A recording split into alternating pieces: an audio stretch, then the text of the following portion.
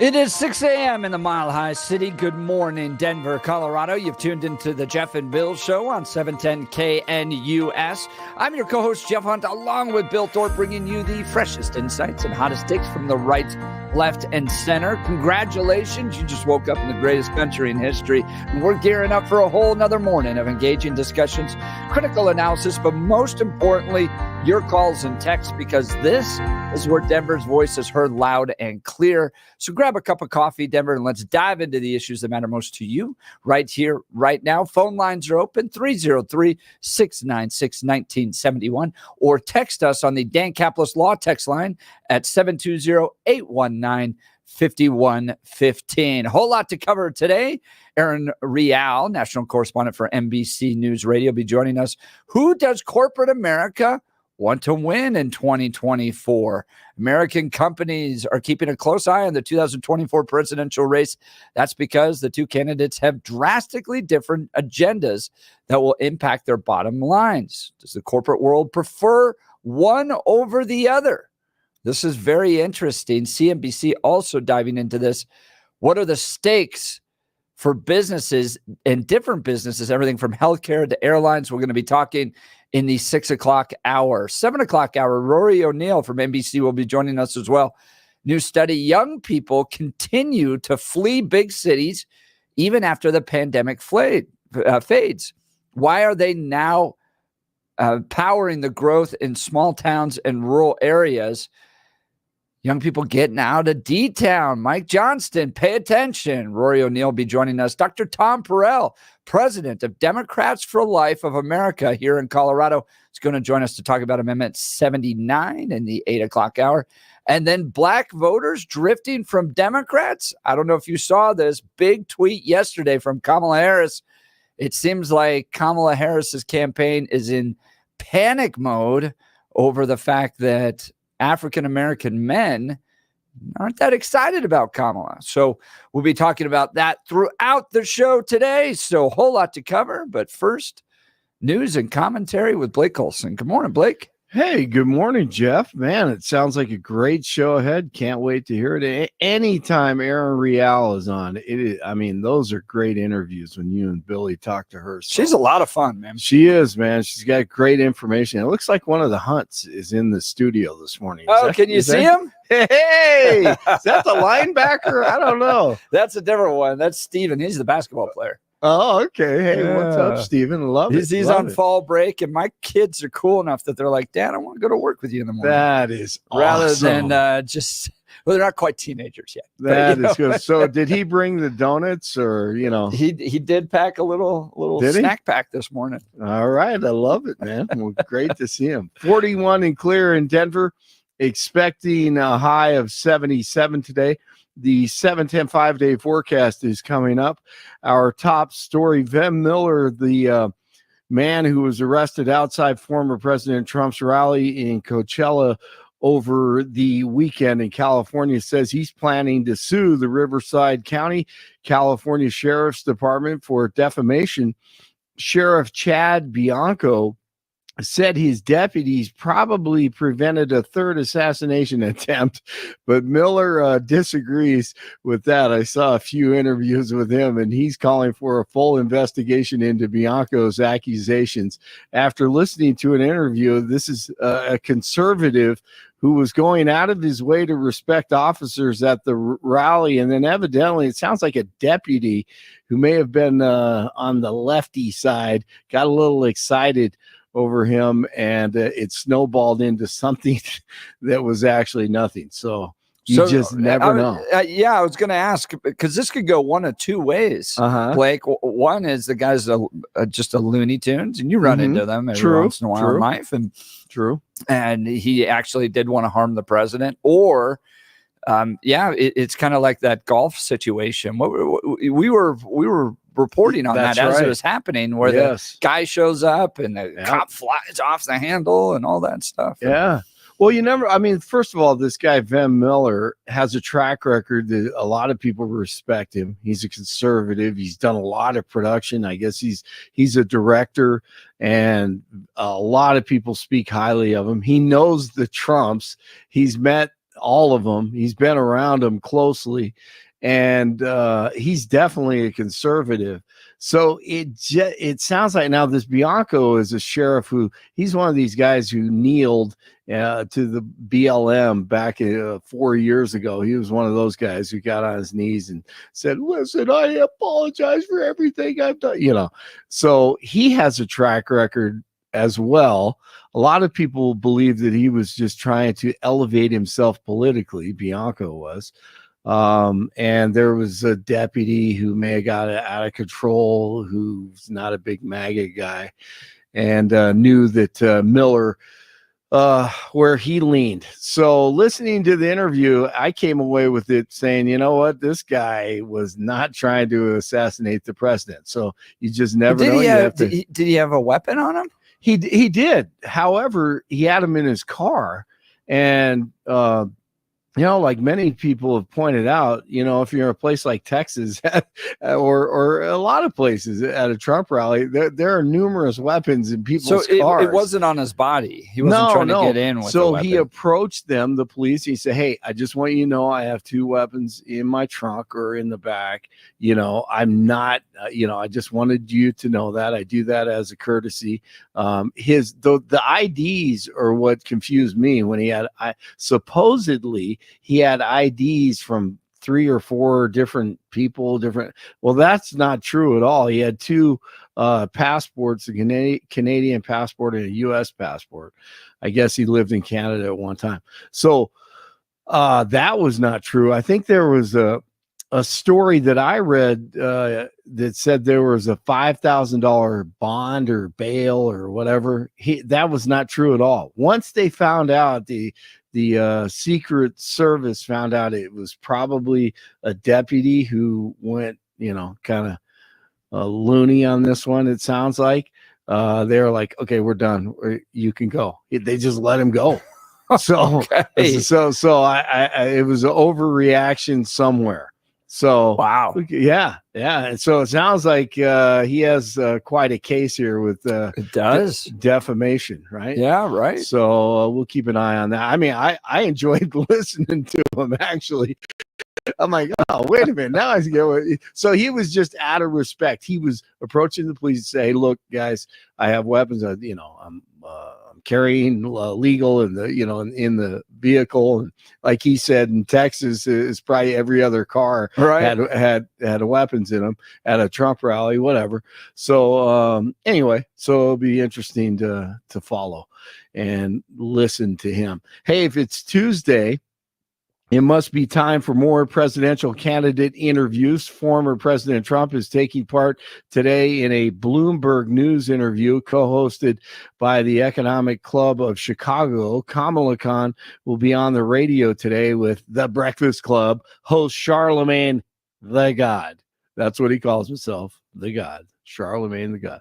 Huge black audience. Speaking of which, former President Obama, we saw him over the weekend just crying about all the black men. He say they aren't going to vote for Kamala Khan.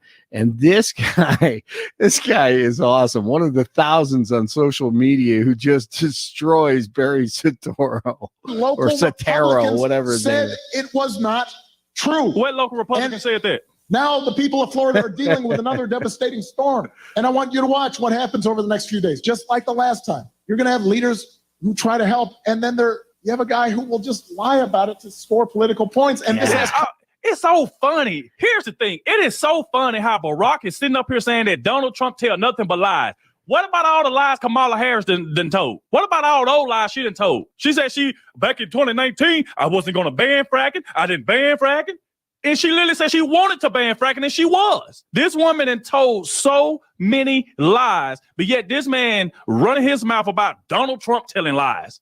And Kamala tell lie after lie after lie. Every single day, she tell lies. This guy is outstanding. I'm going to play him the rest of the morning. We're going to get ad dog news. We're going to get into it in the 9 o'clock hour because the New York Times has polling. Yes. And it is not good for Kamala Harris. That's why you're seeing Barack Obama come out in this kind of like desperation effort to try to stop black men from leaving. Yeah. And then last night, I mean, Kamala Harris is like, all right, we're just going to provide block grants now to Black entrepreneurs. Wow. $1 million loans that are fully forgivable up to $20,000 for Black entrepreneurs and others to start a business. Wow. But as the Wall Street Journal points out, when they tried to do this for farmers, and we had Will Trackman in studio to talk about this, it got overturned because you can't just hand out money based on race. Right. You just can't do that. Really? So, right.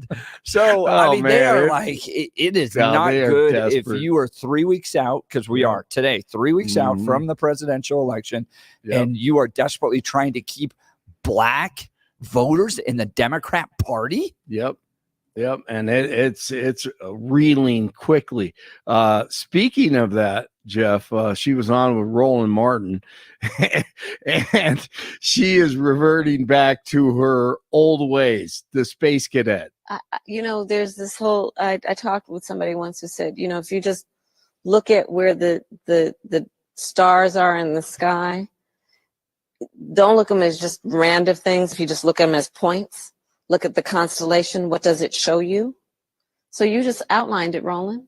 What does it show you? What this is? I know what it shows me. The stars are lined up for defeat. Yes. And she's losing it. Here she is in Erie, Pennsylvania. You guys watch the debate. Right. He has, quote, concepts of a plan. Man. All right. She is so desperate. All right. Other news real quick. A high school administrator is facing charges in Westminster for allegedly engaging in inappropriate conduct with an underage student. Police arrested 27-year-old Tate Drain Monday. Police reportedly received a tip through Safe to Tell that accused Drain of sending inappropriate photos to the student.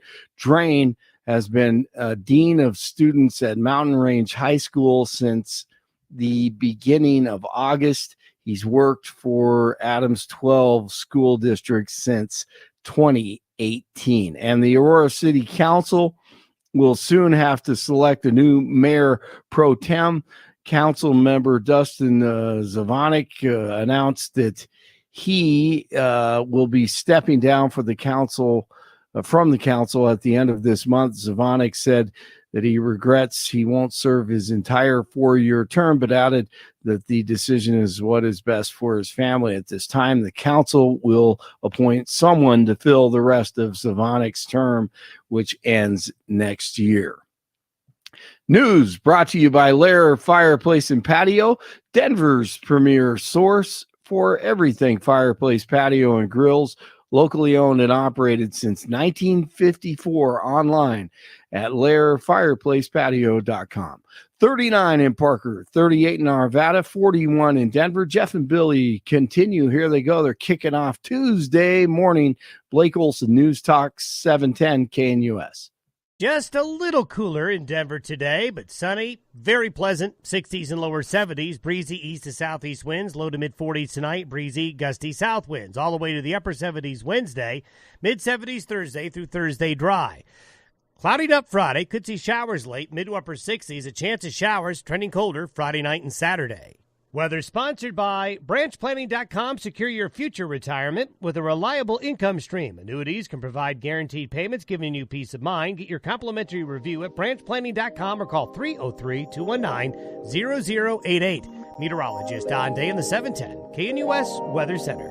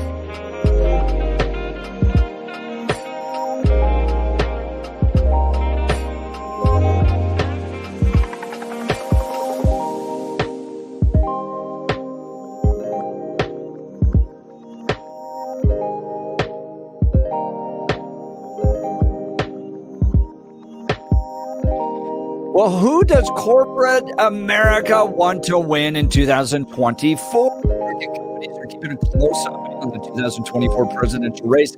That's because the two candidates have drastically different agendas that will impact their bottom line. Does the corporate world prefer one over the other? Joining us is a familiar voice, Erin Real, national correspondent for NBC News Radio. Erin, thanks so much for taking time to join the Jeff and Bill show. Good morning. Oh, thanks for having me here, guys. So who is corporate America lining up behind? So this is what's interesting. Generally, corporate America businesses always got in line behind the Republican presidential candidate. Generally, there was less regulation. It was less onerous to just do business and make money and that whole thing. But this go round, much like everything else, very different. And the reason for that is because it not only comes down to certain industries, but like even sectors within certain industries are behaving differently. So let me give you an example, like airlines. Obviously, under Biden, you had Department of Transportation Secretary Pete Buttigieg. He took a very hard line on consumer protections, whether that be refunds or cancellations or family seating when it came to the airlines. And he's also blocked, not he personally, but at least the Biden administration and their regulating bodies, whether it's like the FEC, FTC, all the alphabet soup of regulatory bodies, but antitrust lawsuits have been abundant. And you've seen that American Airlines, JetBlue, that partnership was blocked. JetBlue and Spirit also blocked. But the previous Trump administration didn't pursue any of those consumer protections and really creates a more favorable environment for mergers. So that's a win for Trump. But if you just look at airlines' cousin, Aerospace, Trump wants to tax an additional 10 to 20% higher tariffs, duties on goods from China. So that's going to drive up the cost of producing aircraft. So even though it's a very close sector, it's not like the sector is resolute one way or the other. You can look at it for autos too. You know, Republicans led by Trump have condemned EVs and it's been hard for the automakers. But at the same time, Trump has said, and that's something the Biden administration obviously pushing, but Trump has said that he is going to tax again any auto manufacturing, whether it's in Mexico or elsewhere. And the auto manufacturer's like, wait, what? No. That's not what we want. So it really just depends on the sector and then within the sector. Talking with Erin Real, she's a national correspondent, NBC News Radio. There was an interesting poll of economists that was discussed in the Wall Street Journal over the weekend. Economists say inflation deficits will be higher under Trump than Harris, and it really seems to come down to this idea of tariffs. That is what's sticking and is very concerning to corporate America. And I'm a little fascinated by how the Republican Party has changed on this, because we were so free market, so, anti-tariff. And I kind of see tariffs as a little bit like minimum wage, where the cost always gets passed on to the consumer. So how are Republicans, from your perspective, maybe not top of the ticket, but congressional Republicans, Senate Republicans, looking at Donald Trump's tariff plan? They don't love it. Listen, economists that are Republican don't love it. Theoretically, it could work if they say long term and your time horizon is long enough, theoretically. But all of economics is theory until it becomes reality. And from what we know, the tariffs are not the best. Like, I think you just gave a wonderful analogy. It's like minimum wage. It gets passed on to the consumer. It does. So that doesn't help the consumer. And we already are taxing Chinese goods. Those were upheld under Biden, and that will likely be upheld under either president. So, but the idea that like upping the tariffs, it doesn't necessarily help us as consumers. Now, I like that you bring up the Journal article as well, because it basically shows the difference. Like, why is the Republican, the theoretically fiscally conservative Republican, adding so much more to the deficit, which, by the way, is like this existential problem that neither candidate cares about, because Kamala Harris is adding to it as well. However, she's adding less because she's also going to tax. She's going to tax the corporations in the very top of the 1%. She intends to tax and pretty much anyone making over $400,000, and then corporations. She says they want them to pay their fair share. And Trump will likely not. That leaves a bigger gap. She's going to earn about like $4 trillion with these taxes. He's only going to earn about 2.7 trillion, and by earn I mean generate. And that's a big difference. Erin Real, national correspondent, NBC News Radio. My sense is, and I worked in the Senate, is that Republicans are generally kind of waiting for the election to have this big family fight over tariffs. And granted, you're right. You're right. Like, this isn't going to work. Well, I shouldn't say that, but like it's unlikely going to work. And when they have that battle to prove it doesn't work, that remains to be seen. Absolutely. Erin Real, NBC News Radio, national correspondent. Thanks so much for taking time to join the Jeff and Bill Show. Oh, thank you. Have a great day, guys. You too. So I want to hear from the listeners, because part of the critique of Trump on tariffs is a theoretical critique, but it's not a misguided theoretical critique, right? Yeah. I historically am not a fan of tariffs. And I've said that this part of Trump's plan, plus the deficit spending that's going to take place, concerns me. Now, I'm also of the mindset that we've got to win first, because I'm not going to get anywhere with a Harris administration on spending and deregulation. So we got to get past that hurdle first, and then the family can have the battle over tariffs afterwards. But I'm also a little intrigued. I wonder if Trump's plan could work, because China has so cut down their wages that it's not a fair apples to apples comparison. Now, what do you mean by work? That's what I'm curious about. Well, I want to see, like, what's the goal? Right. Could it bring, that's a really good question, Bill. Could it bring jobs back? Could it reduce the deficit? I'm a little intrigued. I mean, it could possibly work. I'm not fully opposed to it, because I know how much China games the system, right? They, the government directly is involved in price fixing in China. You have essentially some products being made with slave labor. So I don't think it's really fair trade. It could definitely be free trade, but it's not fair trade. And does that affect America? Yeah, and it affects American jobs. So I'm a little intrigued to see if Trump's plan can work. Yeah, see, my large critique is that he just at the core doesn't understand what a tariff is. That's the problem that I've got with him, is he's coming to the table believing that the exporter pays the tariff. The way that he frames it all the time is we took in billions of dollars from China because of the tariffs. And he talks about the idea that because of these tariffs, he actually has floated in some speeches the idea of reducing income tax and changing a whole bunch of stuff and even paying for programs based on his tariffs. That is nothing. Yep. That's what he thinks he's going to do. But and what he thinks is, and the reason he's doing it is because he thinks he's getting free money from other countries. He thinks other countries are going to be sending us checks. He doesn't realize that when he's saying we're going to pay for my childcare initiative through tariffs, that it really is just a tax on the American worker.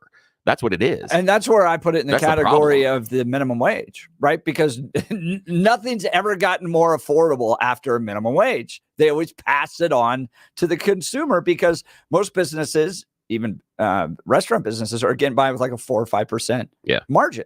So it's not like, oh, we can just assume all this new minimum wage spending. Yeah. We pass that on to the consumer, so it becomes a de facto tax. That's my concern with tariffs. But I'd love to hear from our listeners, 303-696-1971, or text the Dan Capitalist Law text line, 720-819-5115.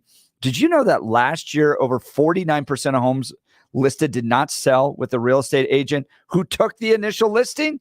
This cost home sellers thousands of dollars in lower offers and painful holding costs. Gay Ribble and the Power Home team of Keller Williams have a track record of selling homes fast and getting their home sellers 6.1% more money on average, netting their sellers $30,500 more in their pocket. They do this using their proven proprietary systems of guarantees. Go with the team that doesn't just make empty promises, but can actually provide proof of their experience and track record of getting homes sold for top dollar. Look, we all got friends and family members that are real estate agents that want your business, and you're going to feel that pressure. But at the end of the day, this is a decision This is a business decision for your family. Gay Ribble and the Empower Home team is so confident in their service they provide and the results they get that if you're not happy, you can cancel at any time at no cost to you. This is their cancellation promise. Call 833-301-SOLD or go to gayasthebuyers.com. That's 833-301-SOLD or GAYE has thebuyers.com. We'll continue with the Jeff and Bill Show. Denver's talk leader, News Talk 710, KNUS.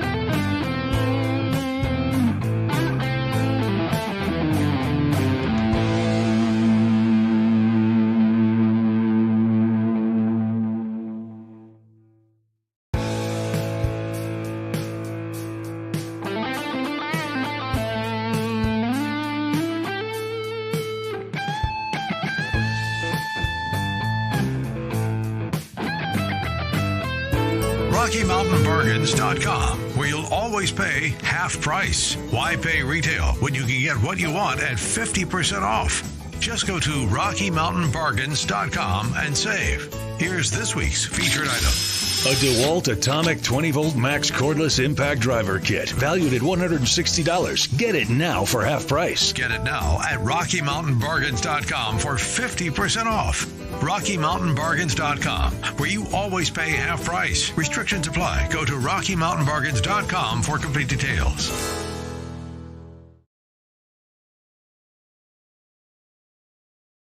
RockyMountainBargains.com, where you'll always pay half price. Why pay retail when you can get what you want?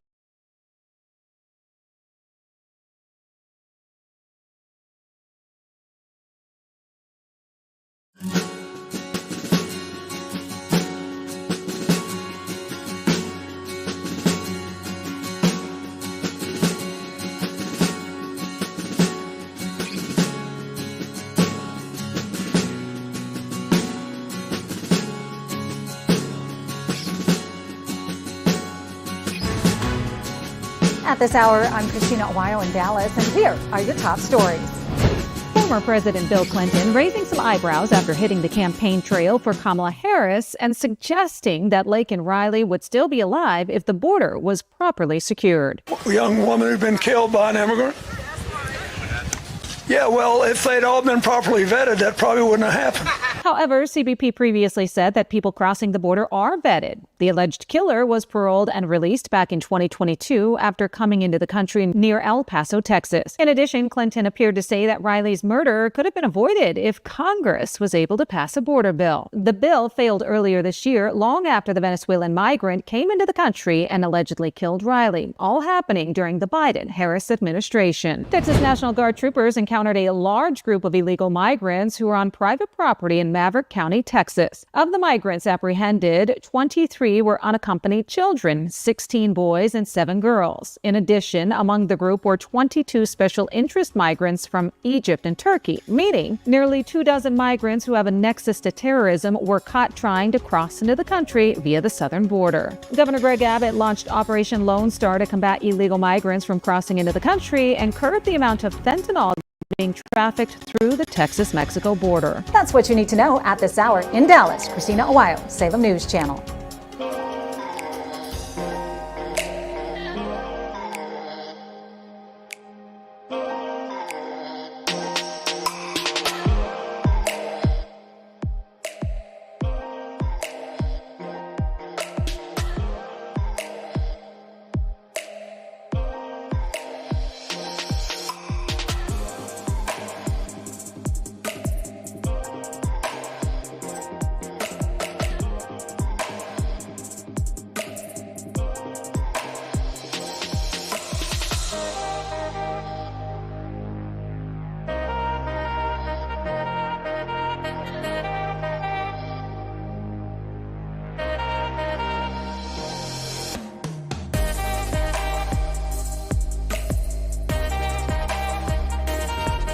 Welcome back to the Jeff and Bill Show. Speaking of the phone lines, let's go to them. Mary, Wyoming. Always good to hear from Mary. Good morning.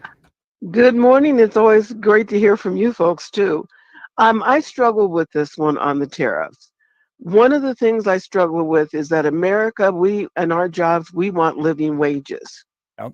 And it's hard to compete when you have companies that are going and using slave wages and bringing their products over here. That's right. And also, and so in other words, I'm just a simple person, and I'm looking at, well, if I want my neighbor to have a living wage job, then I'm going to have to pay more to, for that to happen, or to get them to bring that manufacturing over here. Because I understand why businesses want to do business in countries that they don't have to pay a living wage to. It's more profit and money in their pocket. But what does that do for us and in the job market if we don't have tariffs for them to be able to just sell their cheap stuff over here? Why buy America at all? Mary, I'm with you on this because, look, China's gaming the system, right? You know that the government is engaged in price fixing in their own country. They're engaging in slave labor. So a corporation, a business can go over there and make a product for much cheaper, bring it to the United States and sell it. And we kind of benefit from the fact that it's so cheap. And if we want to put tariffs on that in order to balance things out, I'm part of me is intrigued because I'm not sure that the whole free trade thing has worked out all that well for other parts of the world. There's just people in China working in slave conditions. It's just terrible. Well, we get to enjoy cheaper goods here. So I'm a little intrigued as to see if Trump's plan can work. But my natural inclination as a free market guy has been anytime the government gets involved, even with tariffs, like the minimum wage, that's just going to be passed on to consumers. So are we going to be paying a lot more? Now, Jeff, there a minute ago, you said balance. What do you mean by balance? How do tariffs achieve balance in your mind? What are you looking at? Well, so I'm looking at countries like China that are able to, I guess it's not fair, right? It's not fair for the marketplace. Why is it not fair?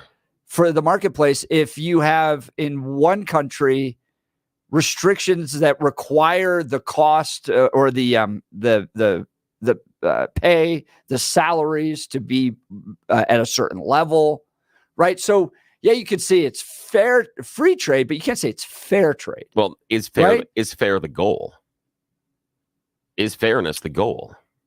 Well, I think you could. I think, and I'm just thinking right off the cuff on this right absolutely. now, that there are consequences to the unfairness of it that directly harm, in some cases, Americans. Well, here's the thing: is we wouldn't argue for a fairness as far as universal minimum wage across the country. We have allowed states to increase it. We don't look for that. We have a base level, but we don't look for fairness. Right. We don't look for fairness on housing costs. We don't look for fairness on gas prices. So the idea of looking for fairness, I'm not necessarily sure that's what the economy, especially capitalism, is looking for fairness. So I believe that if you're looking for fairness, you're looking for something that is more of a planned economy, something you probably would not like. You'd have to have more government constraints and regulations. I'm saying that it's the government's role to do the fairness. What I'm more intrigued capitalism is about fairness, though. I'm more intrigued in the consequences our country has faced as a result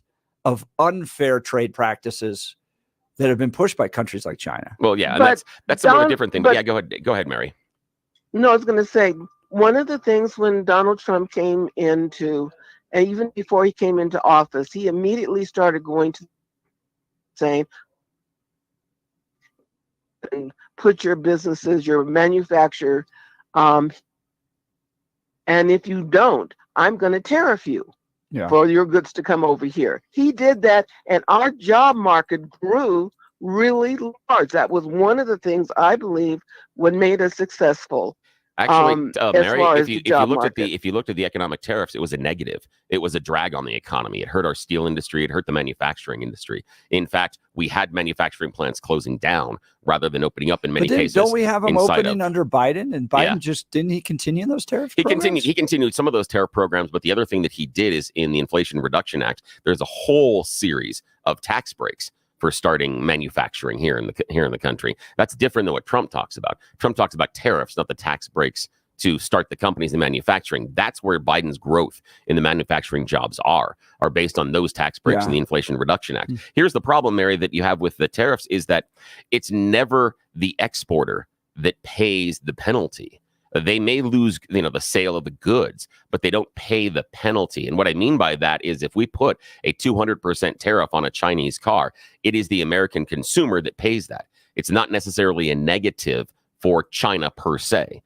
They don't necessarily pay any extra money. My point is not the American car getting I don't want to say a boost, but in other words, if I'm going to see that happen to that foreign car, I should be buying American car and helping my fellow neighbors be able to have a job that they can go ahead and live off of. But is it okay if you can't afford that car? Because that's the idea. So the idea is we all love our cell phones. Would it be okay if the new iPhone was going to be $10,000, $11,000, and even something that would be 3 generations old would be $4,000? What about the computer screens you have in front of you in your house? We've got 5 or 6 in front of us here. The TVs that you have at home. What about those? Because the idea is, okay, I'm going to do this, but are you willing then to open your pocketbook and realize you're not going to be able to purchase as many things? You're not going to be able to buy that new car. And the other thing you may not be able to do is buy that new house because of the products and the steel and the things that go into it. So the issue is, if we are concerned at our core about inflation and things being so expensive, we've heard for 4 years, 3.5 years now, how things are so expensive, and this is ridiculous. The one economic policy that Trump has landed on is guaranteed to make things more expensive. Yeah, how is that helping the American consumer? That my neighbor has a job, and why a lot of us are not working is because we're not willing to work for wanting to do some of those jobs at such a low rate that we're not making anything. I guess I'm intrigued as poverty. But tariffs don't solve that. That's the problem. But you're in support of minimum wage and yet opposed to tariffs. Yeah. I'm opposed to minimum wage and am intrigued by tariffs. So help me understand how you support minimum wage but not tariffs. Because the tariffs are an artificial tax on goods and services coming into the U.S. It's an artificial tax on the consumer. Now, if we are trying to balance out economic production, here's the problem. Okay, we're not producing a whole heck of a lot of computer screens and phones and things like that here in the country. If we had, and this is where I understand where Trump is going with the Chinese auto manufacturer, but he doesn't really understand that model either. If we were making iPhones here and we were also importing iPhones that came from China, you would put a tariff on the Chinese iPhones so they would be more or less the same price for the American goods. And that's what you're trying to do. You're trying to drive and balance the purchase. Out. Yeah. The problem is in certain industries, especially certain ones that we have coming out of China, there is no American competition. There's nothing there. And if we were going to start that industry, what it would end up being is phenomenally expensive. It would be ridiculously expensive. The idea for me, the minimum wage is more about what Mary is talking about, making sure that the average worker can pay their bills and can feed their family. That's where minimum wage comes in. Tariffs do not achieve that in any way, shape, or form. Tariffs don't create that or make that happen, nor necessarily do tariffs always increase manufacturing. We saw a problem inside of the U.S. steel industry because the tariffs coming in from China. They got hit hard, and it was... I mean, you pointed out, though, that it's always passed on to the importer and then eventually the consumer. Isn't the minimum wage the same way? In some ways, yes, but it's at a different level. And the absorption of the minimum wage is also different than the tariff. Because when in minimum wage, when it changes, there's a universal change. There isn't necessarily a universal change in the market based on tariffs. Tariffs are siloed, and then they create an economic barrier. And it also becomes, again, more difficult to produce that good and service. We can go back to, I know that everybody yelled and jumped up and down on California when they jumped their minimum wage. The latest information coming out of the restaurant industry is they've actually gained jobs, and the net number of restaurants is stagnant. They lost some, but others came in. So you haven't lost a whole bunch of restaurants, and you actually gained jobs inside the industry while the minimum wage went up. And everything's more expensive in California. Yeah, but people don't eat out as much in California. Actually, I know that for sure. Well, no, actually, the industry does not say that at all. The study is coming out of the industry doesn't say that at all. As far as there are changes based on drive-through behavior and some other things, but the number of restaurant visits, etc., same thing happened in Seattle. It's the absorption of the minimum wage is different because it's universal rather than what happens with tariffs. Here's a good text message, Bill. 5631, and Mary, I'll get your response to this as well. U.S. exports are highly tariffed in many cases. Trump's import tariffs are merely leveling the playing field. So do other countries tariff us? Yeah, in some cases, sure. But again, that country... So why wouldn't you want to put tariffs on them to maybe try to negotiate them down? But here's the idea. So here's the idea is the tariffs over there are, again, they're making those products more expensive for their own consumers. Okay. That I understand the idea that, in some places that means that some American exports... They're making them more expensive in the other countries. Yeah. And they're putting the cost onto their own consumers. People. Yeah. Onto their own consumers. That's the issue, is you end up doing it that way. And so, and there are some things that we can do. There are some things as far as America, we can drop prices and do some other stuff to undercut some of the tariffs. But the tariff war, as we saw with China last time, didn't necessarily accomplish much. China put tariffs on our goods, we put tariffs on their goods, and it economically hurt both countries. Neither country came out as a winner. Neither of us said, yay, tariff wins. It didn't help. Here's 8422. The free trade thing doesn't work. Many of the items that China exports are junk. They sometimes look the same, but they fall apart because the quality isn't there. Some of the items, such as smartphones, are using our technology, but China's cheap labor. Yet we pay top dollar. I think 8422 Bill would argue that we had tariffs, that that top dollar is going to even get bigger. Mary, I'll give you the final comment here. No, I feel it's an American first kind of thing. I think that however it's decided, there has to be a way for the manufacturers to stay here in this country and let us buy. And yes, there may be a little bit more expensive because our workers demand to be able to have a wage that they could live off of. And it's hard to compete against slavery. Mary, that is the line, right? It is. It's very hard to compete. And if you've ever been down to the border like San Diego, you just see all the companies, all the manufacturing taking place 25 feet off of the border because of NAFTA and the free trade agreement. And I'm not sure it's worked out all that well for Americans. And I'm intrigued to see if Donald Trump's plan may address that. Mary, really appreciate the call from Wyoming. Thanks so much. Listen, we'll continue with the phone calls. You're listening to the Jeff and Bill Show. Denver's talk leader, News Talk 710, KNUS.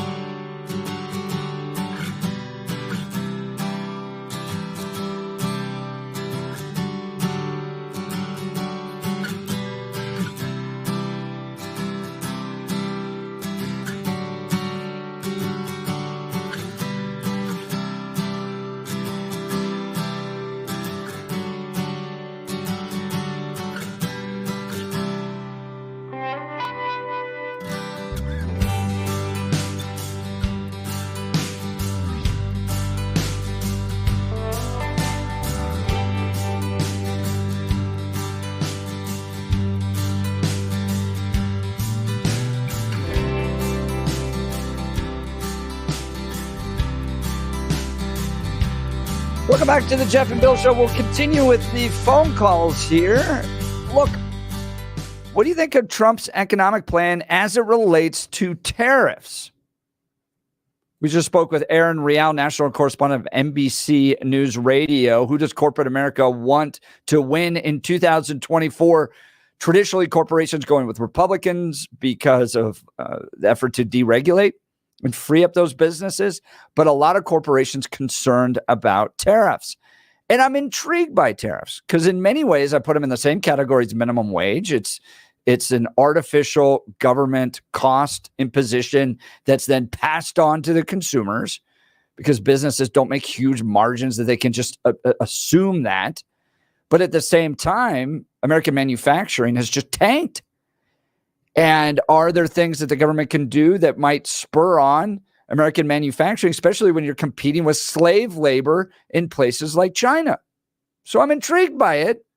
But as a traditional free market guy, I'm a little concerned about it. Where do you land on this? Let's go to John Arvada. Good morning, John. You're on the Jeff and Bill Show, News Talk 710 KNUS. Good morning. Good morning, Jeff and Bill. So intriguing conversation this morning, and I feel it's my duty to enlighten you both as to the benefits of what a tariff is and why America needs to have them. Please. So here's the history of tariffs. When America was founded, our wonderful conservative founders instituted tariff trade.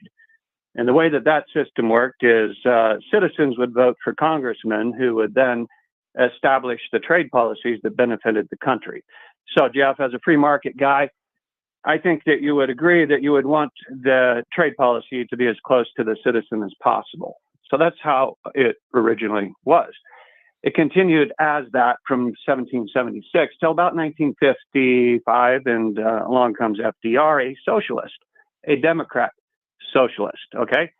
He created GATT, G-A-T-T, GATT trade. The purpose of GATT trade was to enrich all of the countries that we just blew up in World War II. It was a socialist redistribution of wealth policy. It was to give America's wealth to other nations. This is what they called free trade. That's what you're advocating for. It's called socialism trade. And how did it do that, John? How did that policy, that GATT policy, do that? Ross Perot was a very smart man, and during the debates, Ross Perot, Bill Clinton, and Bush, he said, if you vote for one of these guys, you're going to hear a giant sucking sound of jobs and money and corporations and industry leaving America and going to Mexico. That's exactly what happened. That is not free trade. That's redistribution of wealth. It's as easy as free market analysis. If you've got cheap immigrant labor coming in, competing with American labor, of course, it's going to drive down the wages, and everybody loses, except for the foreign country that is bringing in the cheap labor. So along comes Clinton, and in 2000 or thereabouts, he brings about WTO, which put GATT on steroids and opened up the door to trade with China. So why do corporations now want to vote for Kamala? Well, it's because she's a globalist. She's a socialist, and so are the multinational corporations that need globalism, that need socialism. And John, we've only got about another minute, but help me understand how reversing that isn't going to make everything more expensive in America. Well, it's very simple. You just look at the facts, and the facts are the facts. You can't not refute the facts. From 1776 to about 1950, the USA gained about 35% of global GDP. After the redistribution of wealth through WTO and GATT, we lost about 17% of global GDP. We are tanking. We are dying. As what's going on is our jobs, our corporations are all going to China. We're competing with slave labor. It's driving down our wages. It's making the cost of goods more expensive, not cheaper. And the reason for that is because it's driving down the value of the dollar. And as our dollar tanks, our ability to compete globally tanks. That's what's happening. So if you are a socialist and you love socialism, then go vote for Kamala, and you're going to get WTO trade, which is socialism. That is another entity, not America, controlling America's trade. That is the global government, the UN, dictating to America, here are the trade policies. You have to do this, you have to do that. We're going to set these prices. What's the enforcement arm of the UN, John? What's the enforcement arm? Of what? WTO? The UN? No, the UN. You said the UN and the WTO were going to do. What's the enforcement arm? Well, the WTO sets up all kinds. Yeah, I know, they have a whole panel. They have a panel you were at the UN. You were telling us the UN was going to make the economic policies, and that's incorrect. The UN doesn't have any enforcement arm, and that's the problem. You're afraid of you're afraid of the globalism rather than letting the trade flow as it should. Trump pulled us out of the Trans-Pacific Partnership, right, when he got into office, which would have cut out of China. John, I appreciate the phone call. What I'm arguing for is the idea behind free trade. That's what I'm arguing for. Yes, I understand that you don't like that, but the issue is that it is going to be more expensive. The products will be more expensive if they're produced here in America, and the tariffs also make them more expensive. You were incorrect on that. I understand the issue about the dollar, but you were incorrect on that. We'll continue the conversation. You're listening to the Jeff and Bill Show. Denver's talk leader, News Talk 710 KNUS.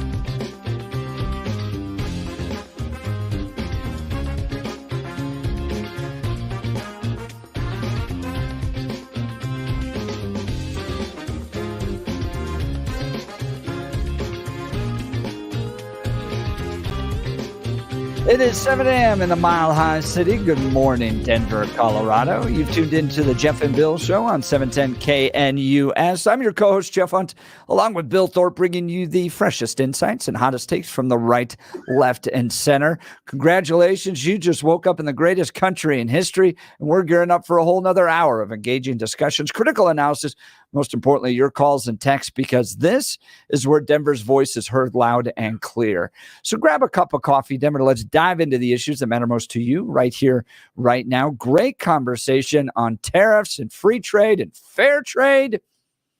Text messages on both sides of these. Ask John to call back. This is 8422. The guy knows what he's talking about.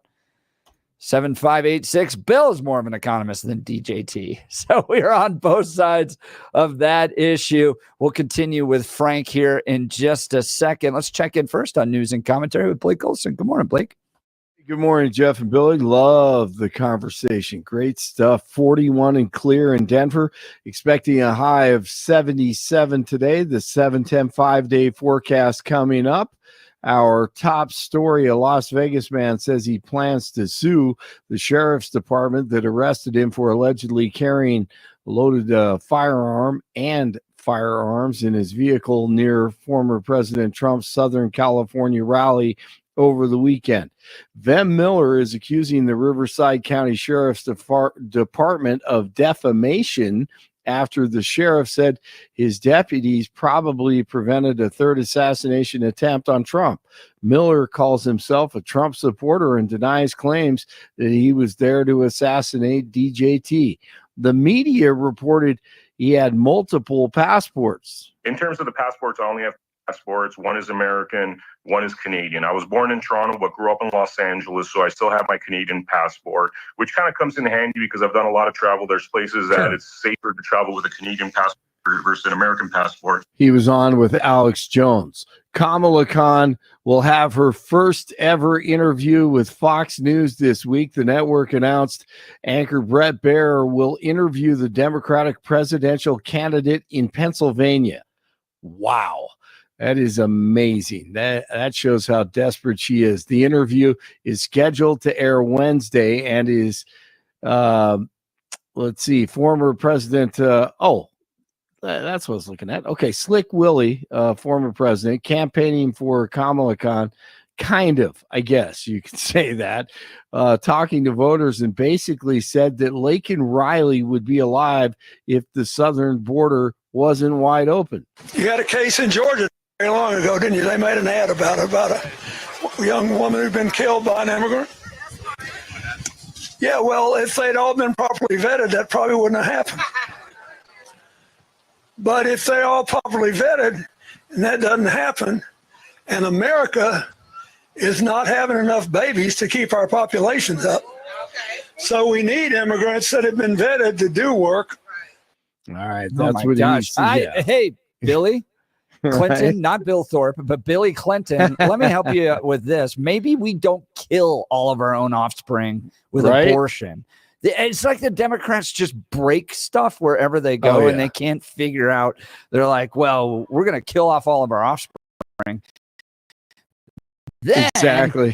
we don't have enough people. Oh my gosh. So we don't have enough people. What should we do? How about we import them from other countries? That's a good idea.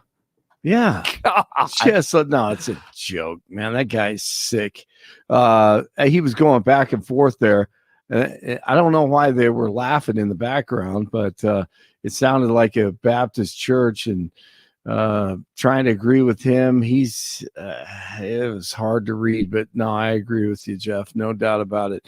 So let's see. We have Guy Benson talking about that interview with Brett Baier coming up, and he also added on to what Clinton said about Laken Riley. Of course, you can't properly vet millions and millions of people who come into the country, who flood across the border. And so Bill Clinton gets some credit for mentioning that case, which is largely ignored conspicuously by a lot of the people in his party. But it really causes a problem for the argument that Harris is trying to make. He mentioned the bill, which was an election year gambit to give them a talking point. But, which, by the way, 6 Democrats voted against. Correct. But even if you set that completely aside, that was cooked up in 2024. The man accused of killing Laken Riley entered the country illegally in 2022. A few days later, literally, Kamala Harris went on national television and said the border is secure. She denied a crisis was even happening and said the border was secure. Of course, it was not. That man went on to commit additional crimes in other sanctuary jurisdictions before allegedly killing Laken Riley. So even with the caveat from Bill Clinton with the timing of the bill, it doesn't actually excuse what happened there. And that might be a good question for someone to ask her if they get an opportunity. And Bear will have that opportunity to interview her tomorrow. I can't do any more interviews. I've only gotten more unlikable somehow.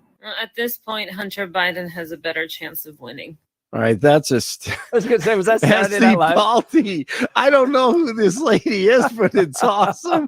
She imitates Kamala Khan all the time on social media. So, yeah, no, that was not her, even though it sounded like her, and it was not the actress on Saturday Night Live, which they've been doing a great job on there with Biden and Harris. Look, I've bounced back and forth on this election, and there were moments I came out of the RNC going, DJT's got it. He's locked it up. And then the DNC came, and I was like, oh, my goodness.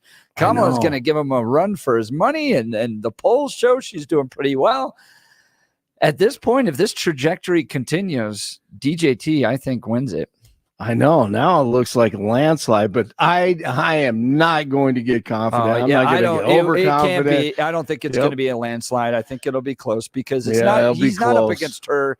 He's up against the machine. No doubt. And the machine can make anybody look presidential, including Kamala Harris. But she is faltering. She desperately wants another debate. She keeps egging Trump on to do another debate. Trump doesn't need to at this point. I think the trajectory set up well for him. JD Vance out there in the media taking him on over and over and over, like you saw over the weekend. It just looks great. Tim Walz can't load a gun. Kamala Harris can't do an interview. I mean, it's just it's setting up to look pretty good. And if Brad Baer does his job tomorrow, there is no chance she comes out of that alive. She wouldn't be going on Fox if she had won this. Absolutely. Because Democrats don't come on our show when they're in control, when they have all the power. They don't go places where they're going to look bad. No way. There is not tomorrow. Tomorrow's the election, I think. I mean, that interview, I just can't even imagine. I mean, if he actually asks her all the questions that we want to ask her, there's no way she survives. I mean, 60 minutes took her to the mat, and they even edited it. Yeah, and they edited it better. Yes, and she knew the questions. That was a disaster for her. It was. Wow. An effort to crack down on impaired driving in Douglas and Arapahoe counties last weekend resulted in at least 7 arrests. The Colorado State Patrol says troopers were directly involved in 49 traffic stops between Friday and Sunday. No DUI-related crashes were reported in the area over the weekend. 3 of those arrested during the crackdown had previous DUI offenses. The Yankees and the Mets are both a step closer to making the World Series a Subway Series. Mets a 7-3 win over the Dodgers in Game 2 to even their National League Championship Series at a game apiece. The Yankees a 5-2 win over the Guardians in the opening game of the American League Championship Series. 39 in Centennial, 38 in Lakewood, 41 in Denver. Jeff and Bill continue. It's Tuesday morning. Blake Olson, News Talk 710 KNUS. Just a little cooler in Denver today, but sunny, very pleasant, 60s and lower 70s, breezy east to southeast winds, low to mid 40s tonight, breezy, gusty south winds, all the way to the upper 70s Wednesday, mid 70s Thursday through Thursday dry. Cloudied up Friday, could see showers late, mid to upper 60s, a chance of showers, trending colder Friday night and Saturday. Weather sponsored by branchplanning.com. Secure your future retirement with a reliable income stream. Annuities can provide guaranteed payments, giving you peace of mind. Get your complimentary review at branchplanning.com or call 303-219-0088. Meteorologist Don Day in the 710 KNUS Weather Center.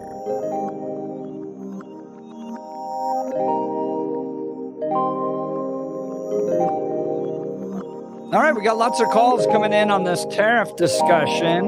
I mean, I'll give it. DJT's got to do a better job of explaining how tariffs are going to benefit everybody, because as a free market guy, I'm concerned and I can't quite explain it. I'm intrigued because I think what China has done by pulling a lot of manufacturing that way, to John's point, has brought a lot of wealth to China, and they're doing it on the backs of slave labor. And manufacturing in America is not doing that great. You see all these manufacturing operations like 25 feet from the border in Mexico because of NAFTA. So is there a plan that can fix this? I think Republicans in the Trump operation needs to do a better job on how that's going to happen, but I'm intrigued by it. Let's go to the phone lines. Frank, Denver, good morning. You're on the Jeff and Bill Show, News Talk 710 KNUS. Good morning. When you're intrigued, Jeff, you're doing a lot more thinking than you should. The tariff problem is very and way more complicated than it's being presented here, and it's even much more complicated than Trump could even present on a thing. It takes a lot of study. John was giving us a good historical perspective, but actually tariffs are dynamic and they change decade to decade. You know, when Nixon opened up the China thing 50 years ago, for the first 25 or 30, it didn't change a lot, but now it has changed. And the sucking sound that Perille is talking about was all that money going out. We keep thinking we can keep up with it by printing, but a dangerous thing has happened. China all of a sudden has a lot of money, and they reveal themselves by increasing their military and thereby becoming a potential bigger threat. So these things have to be monitored, changed, watched. We need the input of the CIA, the Central Intelligence Agency, which brings in intelligence from all over the country about what is really happening. And part of that is the potential existential threat from China toward us with nuclear and other things. But I want us to regain our potential for self-sustenance, such as pharmaceuticals. We don't need to be importing so much pharmaceuticals from China who don't keep their purity lines clean.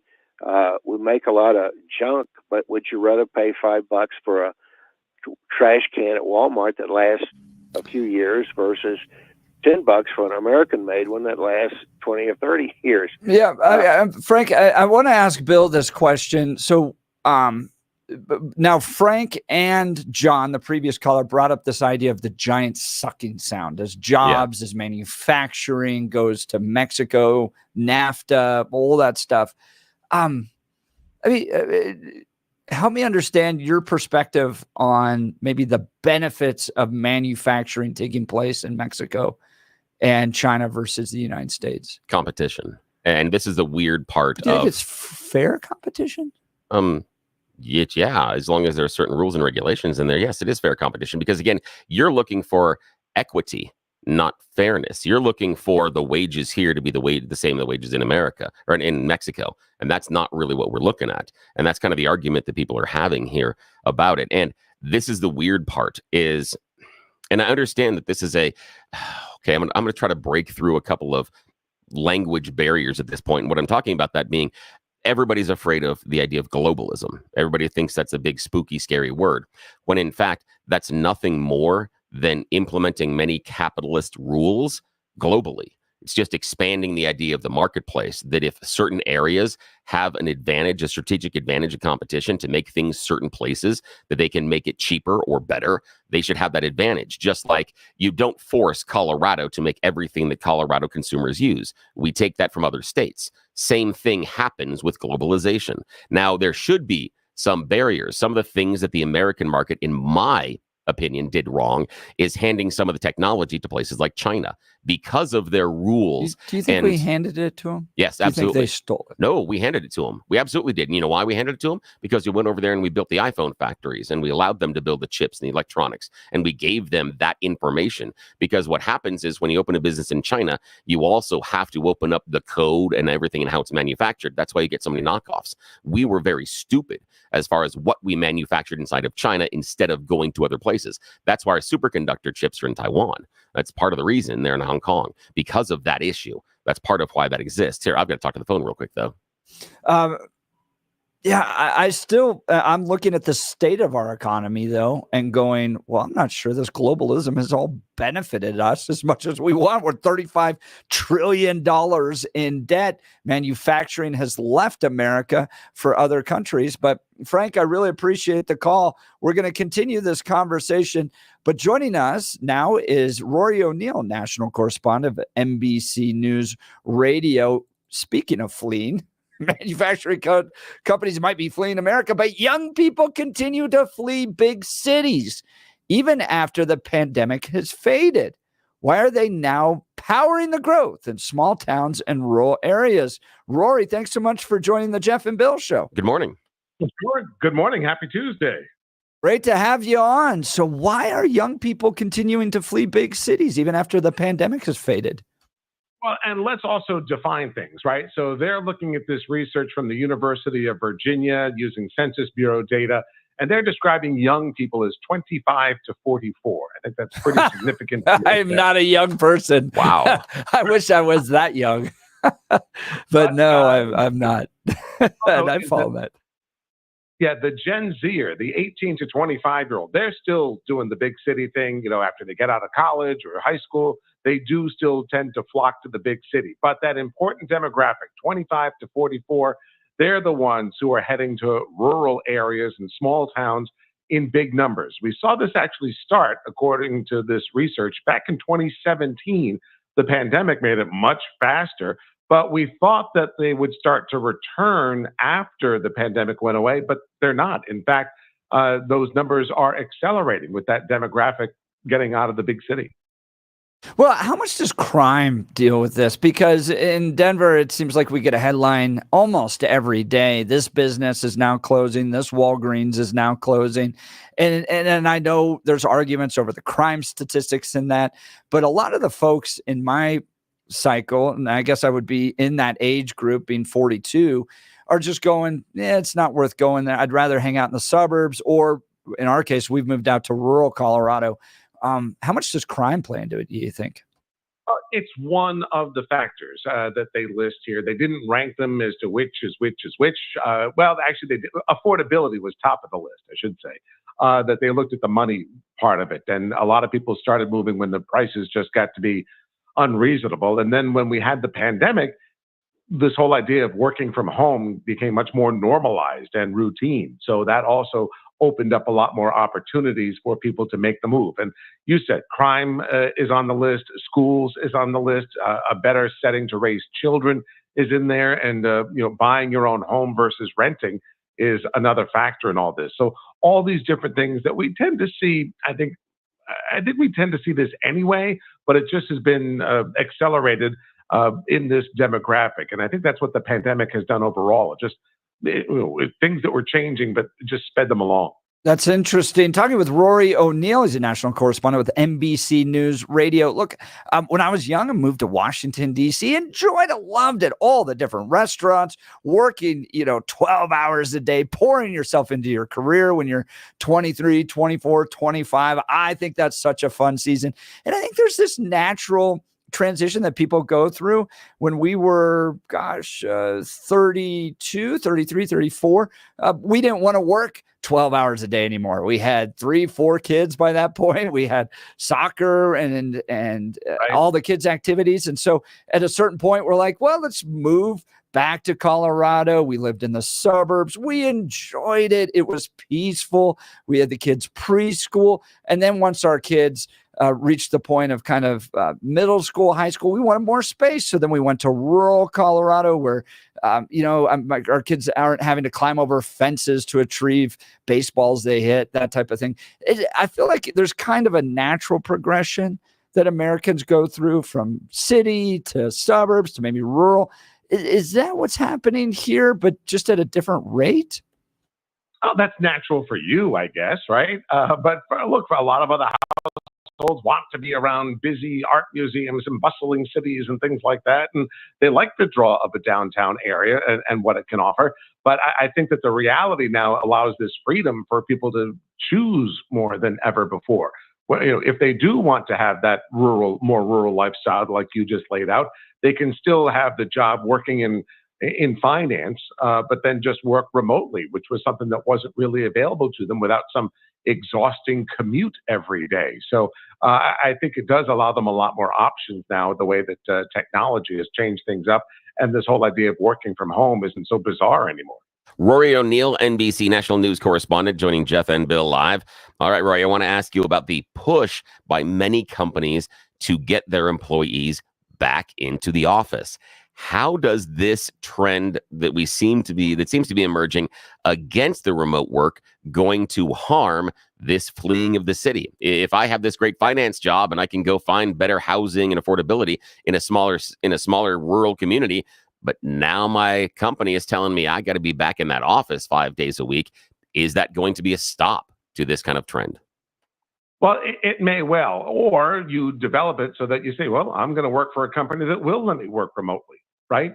Because as it stands right now, we're in a transition where I think during the pandemic and for a couple of years after, with unemployment so low, the worker has been in the driver's seat for the first time in decades, sort of dictating a lot of those policy kinds of decisions.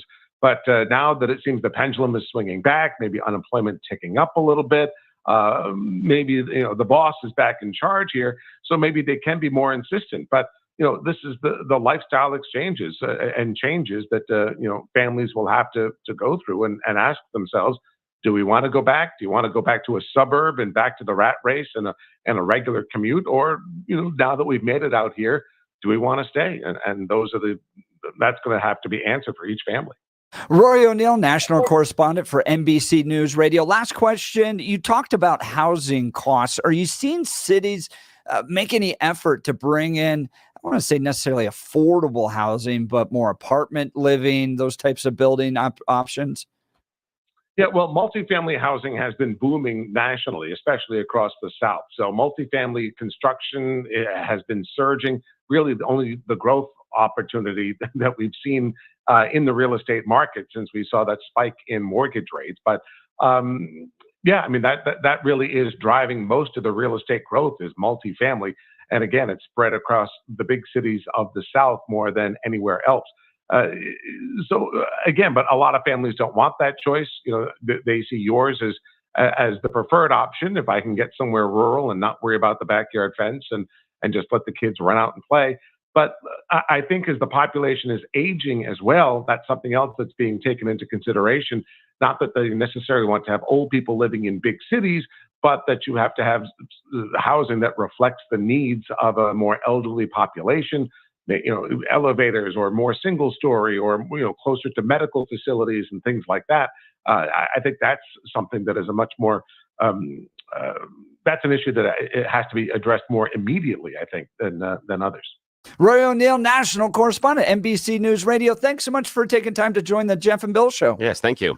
Hey, thanks, guys. Talk to you soon. Great. Always good to hear from Rory. You remember last week he was in Florida. He's probably now in Florida. We should have asked him. I should have asked him about how things are going. But young people continue to flee big cities. I'm a little torn on this one as well because I remember being 18, 19, 20, 21, 22, and loving the cities, man. Yeah. LA, New York, DC. I spent time in all three of them. Tons of fun. Now you couldn't pay me enough money to want to live in those cities. And I don't know if it's because the cities have changed, in part, crime, those types of things, But also my just lifestyle has changed. Yeah, it's a lot of lifestyle changes and your desires and needs. What's important to you is much different because when you're younger, being close to the action and the idea of things being open late and always having something to do. Ethiopian restaurants, man. I used to go eat in Ethiopia. You eat with your hands. Yeah, exactly. And just the idea got those in Elizabeth. Just like there are things that are so close to you. There are things that are easy to navigate. And it's a much more social atmosphere. And the other one is housing costs, I believe. So, as you're getting older and you're more concerned about having a larger home or a more permanent home, you're moving away from the high density that is normally the interior urban living, which is condos and apartments. There aren't a lot of, they don't have a lot of houses per se. So that's also the transition. The one thing that we didn't get a chance to talk to about Rory that I think is interesting with the older people moving out into a more rural area, what does that do for healthcare? Because that is the one major problem that small rural communities are dealing with. It's hard to keep the doctors there simply because of money. They can make much more inside of a city or an urban environment. They'll get paid more. They will be busier, but so that balance for the doctor, what's the doctor going to do? Because oftentimes they can't necessarily make ends meet and they can't get what they want when they're living out in the rural community. So that's the other thing is you have some of the aging population moving out there. What's their access to healthcare? And so you have that transition back in. And I'm curious about the cycle because sometimes and we've seen this where people, and we may have friends or family, and I do, that have traveled across the country and they've moved, they can not move back. The idea being that, okay, I've got a friend that has moved to Kansas. They could not come back to Colorado and afford the same type of house. Right. Yeah, so once you take that step down, it's hard to go back. Yeah, very hard. I'd love to hear from folks about, this interesting headline coming out of USA Today. Young people continue to flee big cities even as pandemic has faded. I think a big component too is the crime, is the illegal immigration that's coming into these big cities that is changing the services being provided, changing the vibrancy in these cities. You saw the video of the former governor of New York just getting pounded. Blind governor of New York getting just beat in New York City. They're not as family friendly. They're not as enjoyable. People are raising concerns about the crime and the illegal immigration. I think that's a big component too. So are the cities failing? And that's part of the reason why young people don't want to live there anymore. Give us a call, 303-696-1971, or text us on the Dan Caplis Law text line, 720-819-5115. I want to talk to you about my good friend Dan Caplis and Dan Caplis Law. I've known Dan for well over a decade. This guy's pro-life, pro-family, pro-America, strong in his Catholic faith. That matters because who you choose to represent you in an injury case says a lot about you to everyone involved in the case. But more than just being a great guy who's the son of a police officer and a former seminarian, he's dedicated 40 years of his life to helping people who are hurt in serious motor vehicle crashes. He is a real winner in the state of Colorado. He's believed to be the only lawyer in Colorado history to win 5 straight multi-million-dollar verdicts in Colorado crash cases. Dan is also believed to have won the largest truck crash verdict in Colorado history. Dan Caplis Law is so trusted that they are the official law firm partner of the Denver Nuggets and the Colorado Avalanche. Dan Caplis Law is a serious firm for serious cases. And you're probably thinking to yourself, well, he must just be reserved for the rich and wealthy. Not true. Dan accepts righteous injury cases on a percentage fee basis so that he can represent good people from all walks of life without regard to ability to pay. Look, don't wait until you get in the car accident to have Dan Caplis' phone number in your phone. Put it in right now. Just type in Dan Caplis, open up your contacts, Dan Caplis Law, 303-770-5551. That's 303-770-5551, or hit dancaplisLaw.com. That's Dan, CAPLIS Law.com. We'll continue with the Jeff and Bill Show. Denver's talk leader, News Talk 710, KNUS. At this hour, I'm Christina Owayo in Dallas, and here are your top stories. Donald Trump has opened up his largest betting lead since Joe Biden dropped out of the presidential race. According to the political betting platform Polymarket, the former president now leads in every swing state except Nevada, as bettors are becoming more confident that Trump will win the election. So much so that he holds a nearly double-digit lead overall. A Fabrizio McLaughlin poll has Trump leading in every swing state, with pollster Nate Silver showing that Trump has made gains in every swing state other than Georgia in the past week. The momentum raises the possibility of a landslide victory for Trump. President Donald Trump's campaign is using a GoFundMe to rally its donor network around the survivors of his July assassination attempt and Hurricane Helene's destruction. The two high-profile fundraisers are run by his campaign finance director and total more than $14 million. Campaign finance experts say they do not violate any laws. The use of the crowdfunding platform marks a creative and welcomed response to crises from a political campaign. Trump associates, conservative celebrities, and Republican groups are making large contributions to help in any way they can. A Trump campaign spokesperson says the Republican nominee saw an opportunity to be a direct conduit for a philanthropic effort from his supporters. That's what you need to know at this hour. In Dallas, Christina Awayo, Salem News Channel.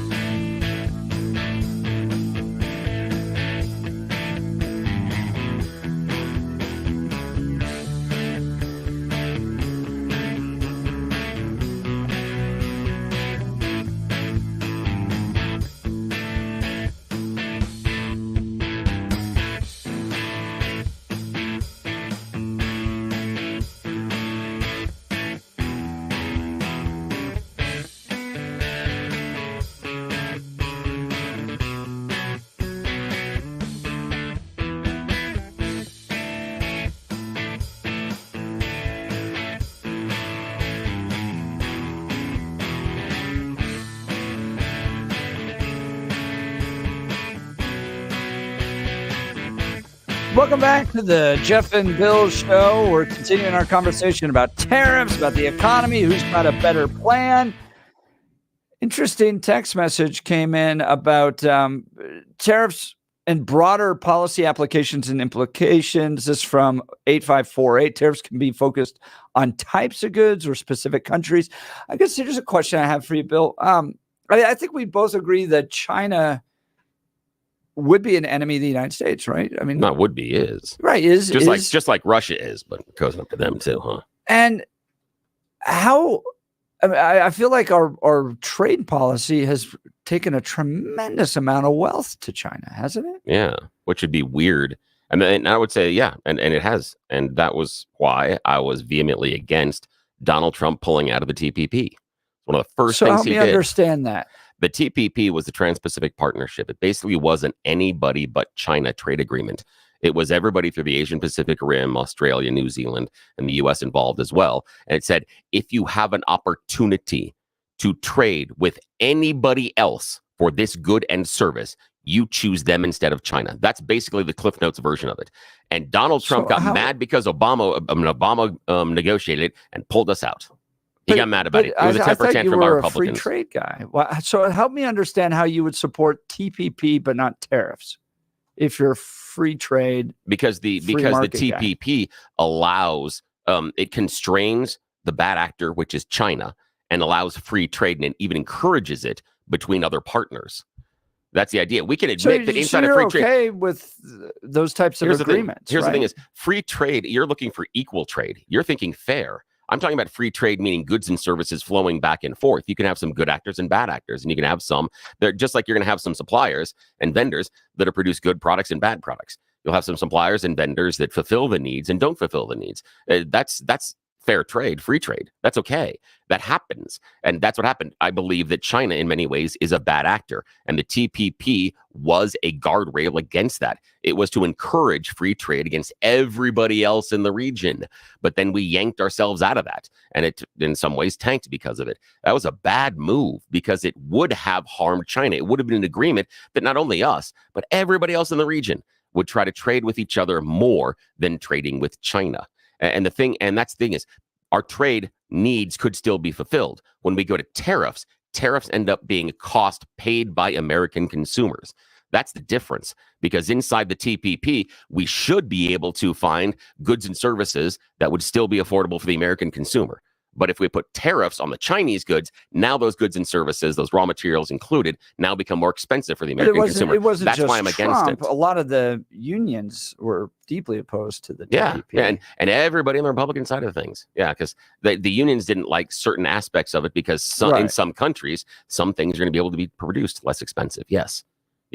And that is part of the issue as far as free trade. And this is the weird part I have about it. Just like we got a person on the text line here would reduce tariffs. I'm just reading now. Yeah. This was before I was a radio host, but the inclusion of corporate courts for investors to state dispute settlements is a win for global business. Giant firms who use the U.S. as a flag of convenience but produce little here can now invest in Australia, Japan, and Malaysia, then sue over laws and regulations they don't like. They will be able to collect billions from taxpayers to compensate for lost profits. So it doesn't seem like it was a perfect deal. No, but no deal is perfect. But that's the issue: is we let the perfect be the enemy of the good. We would never have the perfect thing. I mean, you can't tell me that any of the recent budgets that have ever been proposed in the last 20 years in America are perfect. Right. You can't tell me that any of the laws that have been proposed have been perfect. We can't say that any of the new regulations that have been proposed or taken away have been perfect. I mean, you were saying that Trump pulled out of it. It seems like there were a lot of other groups that weren't supportive of it either, including American manufacturing companies. There were some, but not everybody. But the issue is he's the one that took us out. That's why I'm saying he made the move. The deal was signed and he pulled us out. So it is him making the affirmative choice to bring us out. So that's why it's on him. The argument that, there are other people that dislike somehow Trump wanted to do that in order to engage with better trade with China. Again, it seems like Trump's arguments against it were that some of the aspects of TPP were flawed. Yeah, so not because he wanted to engage in free trade with China. Well, here's the thing: is what he did is he took us out of it, which took away the mechanism to prevent China. It was a constraint on China. And then what he did is he turned around and implemented tariffs. And he, rather than going back and trying to fix the stuff that he didn't like, he just pulled us out and then made things more expensive by starting tariffs on China. So it was a 1-2 punch that was just stupid. That's why I sit here and I argue against him, because his economic policies, his economic theories don't make any sense when you examine them. They really, at their core, don't make any sense based on what he says they're going to accomplish. He can have these economic policies and these theories as long as he's intellectually honest about what they're going to accomplish. But he doesn't. I don't know if he doesn't know or he's just lying to us. What's confusing to me on this, Bill, is like you seem to be a free trade guy, but then supported TPP, which would have limited trade with China. So you seem, help me understand, you're okay if the government gets involved to steer trade in some capacities, but not other? Well, here's the thing is, why should America not be able to make a choice on who they're going to do trade with? And that's exactly what TPP does. It outlines that if we have a choice, we should trade with people that are not. Hang on a sec. The issue being that China has been a bad actor. We're mad about them taking things, ripping off our products, slave labor, all the litany of things that people that Mary earlier complained about China doing, all that litany of stuff. This TPP was a constraint on that. It was imperfect. And you're supportive of that. Yes. Yes. So, and you know why? And you know why? Hang on a second. And you know why? Because America, okay, you're looking for equal. Free trade allows me to trade with whoever I want, and if I choose not to trade with China because they're doing X, Y, and Z, corporation. I mean, so you're saying America can choose who they want to trade with, but a corporation, any country cannot freely trade with China under TPP. In some ways, they would be able to. Yeah, they would be able to, but there are some constraints on them to. Oh no, I can if they want to. Yes, go right ahead. You can. But then why have TPP? I don't want like. I just don't understand the idea of touting the idea of free trade in one hand, but then going TPP is a good thing because it would encourage trade with other parts, but that's the government stepping in. But and then saying that a corporation can still do trade with China if they choose to, yeah. But again, what makes sense? What would make sense to do trade with China? Right now, we have a great example. Donald Trump, his God Bless America Bible. Okay. That is being manufactured in China. That's where it's made. Oddly enough, the guy that wants to bring manufacturing to America manufactures his Bibles in China. Book manufacturing seems okay. That does. But if we talk about iPhone manufacturing and those type of technology, that's where I'm less amenable to trade with China. If they want to sew clothes and put Nike shoes together while it is slave conditions, and we can talk about maybe finding somewhere else that would be better to manufacture that, I'm okay with that part. I'm not necessarily okay with the technology side of it. That's where I disagree. But there are some competitive advantages for manufacturing some things inside of China. I wouldn't turn around and say, no, you can't do any of it. But TPP put some regulations on it and put some constraints on it. But then that's fine. But you said that's fine. Yes. But is that free trade then? Yes. Yes, in some ways. Yes. You're looking for no constraints. You're looking for absolute freedom. We talk about I'm not looking for that. But I thought that's what you were advocating for. We're talking about America being a free country, yet we have all sorts of restrictions around us. Right. Same thing. But Same I'm exact not thing, the one that's touting the idea of free trade. I was the one that's intrigued by tariffs. It was earlier in the conversation that you were touting the idea of free trade, but then also being willing to agree with things like TPP, which seems to put some restrictions on free trade. And I'm just trying to understand where you land on that. Yeah, I just outlined it. There are some restrictions on it. There should be with anything as far as free, as far as freedom. We have restrictions on a whole bunch of this. Tariffs, because I understand the critique of tariffs because I think they can be passed on, but to John's point earlier, the giant sucking sound that Ross Perot talked about of wealth going to Mexico and China is concerning to me. And I think that critique is fine. Here's the thing. Because it seems like our enemies are getting not Mexico, but China are getting a ton of money. Yeah, but you know who else got a ton of money? The investors in Apple, the workers at Apple, and the guys running Apple also made piles of money for making the iPhones over there. That was the economic incentive. The economic incentive for them was to be able to manufacture a product at a lower price and get a higher market price. But then here. Trump's critique that we've lost manufacturing jobs seems to be correct then. Well, no, it is. Okay. We have lost manufacturing jobs, but Trump is not the only one that has ever said that. Yeah, and I know. The problem being that his economic policies will not bring them back. That's the issue. He doesn't create the environment for the manufacturing jobs to come back. He's just going to make sure that everybody pays more. That's the environment he's creating. Critique. So, and that's what he's creating. That's the problem I'm with intrigued it. on this, and I think Trump needs to do a better job of explaining to it. All right, we'll get to Tony in just a second. Look, you don't have to keep living with that joint pain. Real lasting relief is possible with help from QC Kinetics. People here are getting their lives back, getting their mobility back thanks to QC Kinetics. QC Kinetics is the nation's leader in cellular therapies that can revitalize your joints. I'm talking about advanced regenerative medicine, using your own body's healing properties, highly concentrated and carefully placed in your achy joints. Back pain, shoulder pain, knee pain, these are cutting-edge treatments that require no surgery, no drugs, and no downtime. It's a quick in-office procedure that can get you moving again. These protocols have been developed by medical professionals and under the leadership of Dr. Mitchell Scheinkup, a former orthopedic surgeon and a pioneer in clinical regenerative medicine. Listen, is arthritic joint pain keeping you from doing things you love? Pain in your knees, hips, back, or shoulder? You owe it to yourself to learn more. Call QC Kinetics today for a free consultation. That's 303-900-8986, 303-900-8986, with locations in Aurora, Superior, Highlands Ranch, and Colorado Springs. We'll continue with your calls and texts. You're listening to The Jeff and Bill Show. Denver's talk leader, News Talk 710, KNUS.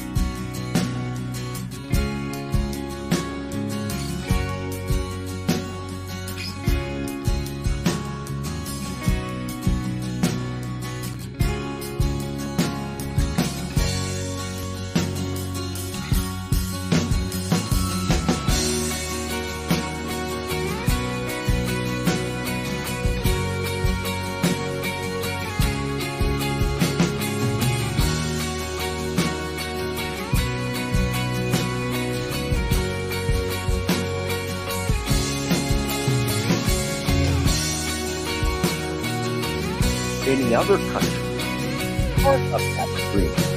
So the UK's trade portfolio looked like, back in the day, they had the European Union as one big trading partner.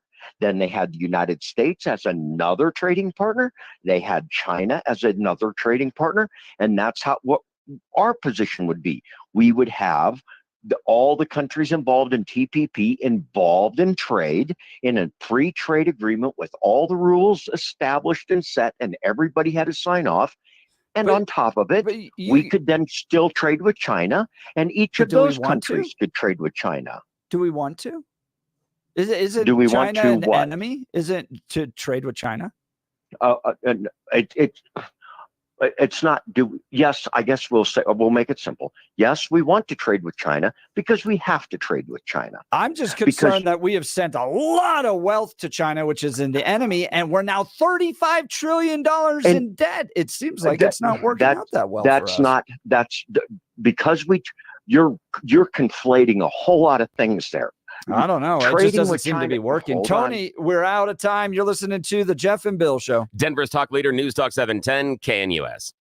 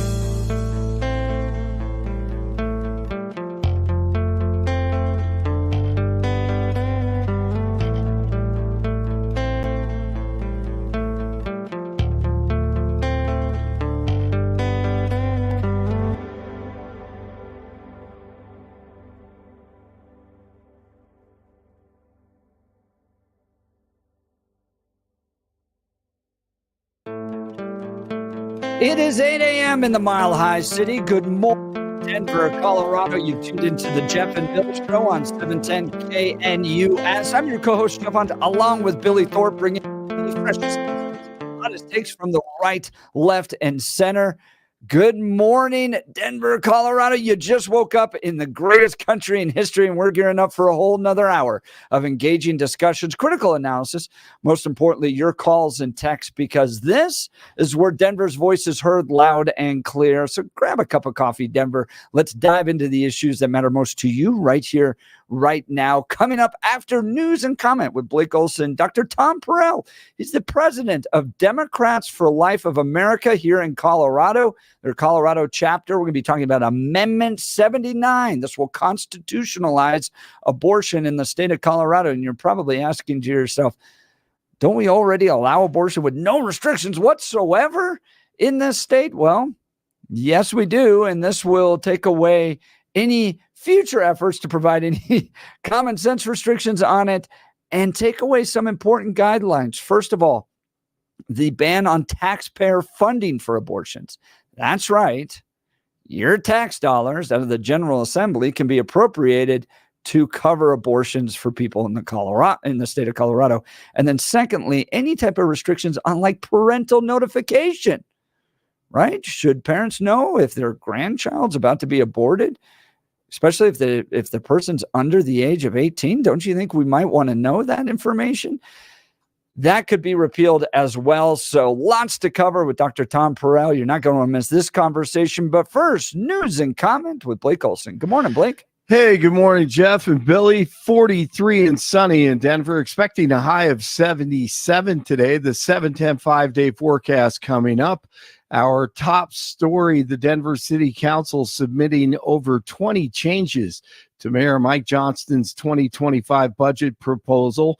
Johnston outlined the almost $2 billion proposal in September, the smallest increase in over a decade, according to the mayor. This budget reduces the size of government and reduces the growth of government for the first time in 15 years. Much of the focus calls for increased spending in areas such as workforce development, expanding affordable housing, and revitalizing downtown.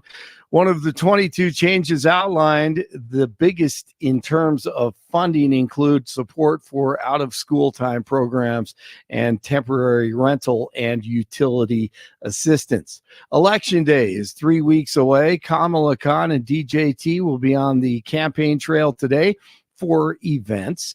Harris will be in Detroit to take part in a radio town hall aimed at Black entrepreneurs with the Breakfast Club host Charlemagne the God. On Monday, she actually said this: if DJT wins, that he would weaponize the Department of Justice against his political enemies. Whoa, whoa. Wait a minute.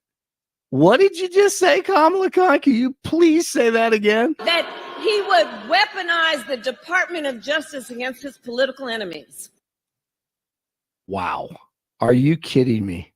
What a fraud. That is all she and the Biden regime did for the last 4 years. You did it well. Let's hear it one more time. That he would weaponize the Department of Justice against his political enemies.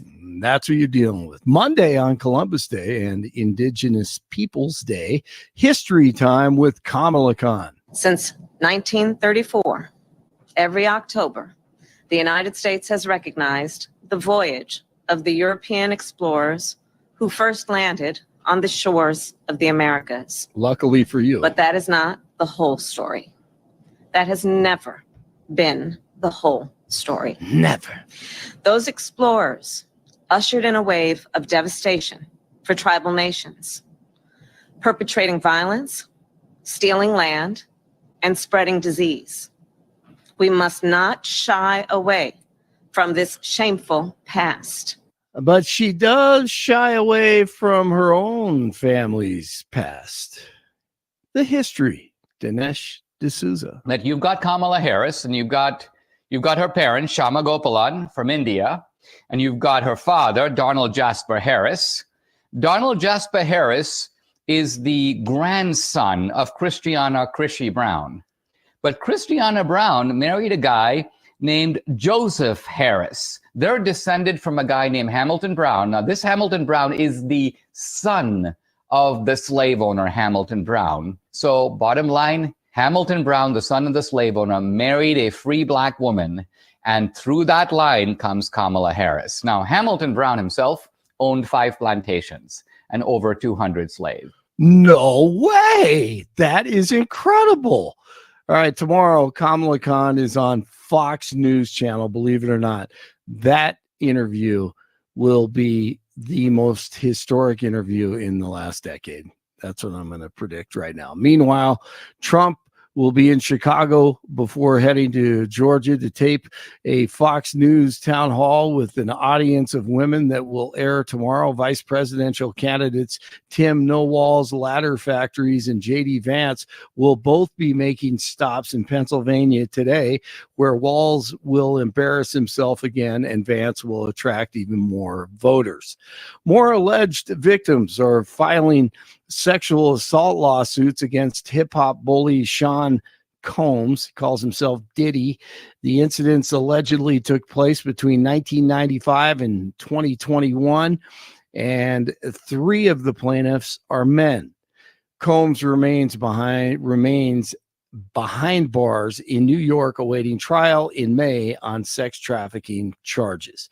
The Yankees and the Mets are both a step closer to making the World Series a Subway Series. Mets a 7-3 win over the Dodgers in Game 2, and even their National League Championship Series at a game apiece. The Yankees 5-2 win over the Guardians in the opening game of the American League Championship Series.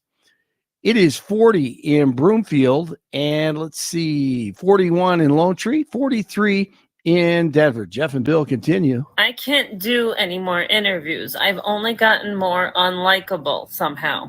At this point, Hunter Biden has a better chance of winning. Tuesday morning, Blake Olson, News Talk 710 KNUS. Just a little cooler in Denver today, but sunny, very pleasant, 60s and lower 70s, breezy east to southeast winds, low to mid 40s tonight, breezy, gusty south winds, all the way to the upper 70s Wednesday, mid 70s Thursday through Thursday dry. Cloudied up Friday, could see showers late, mid to upper 60s, a chance of showers, trending colder Friday night and Saturday.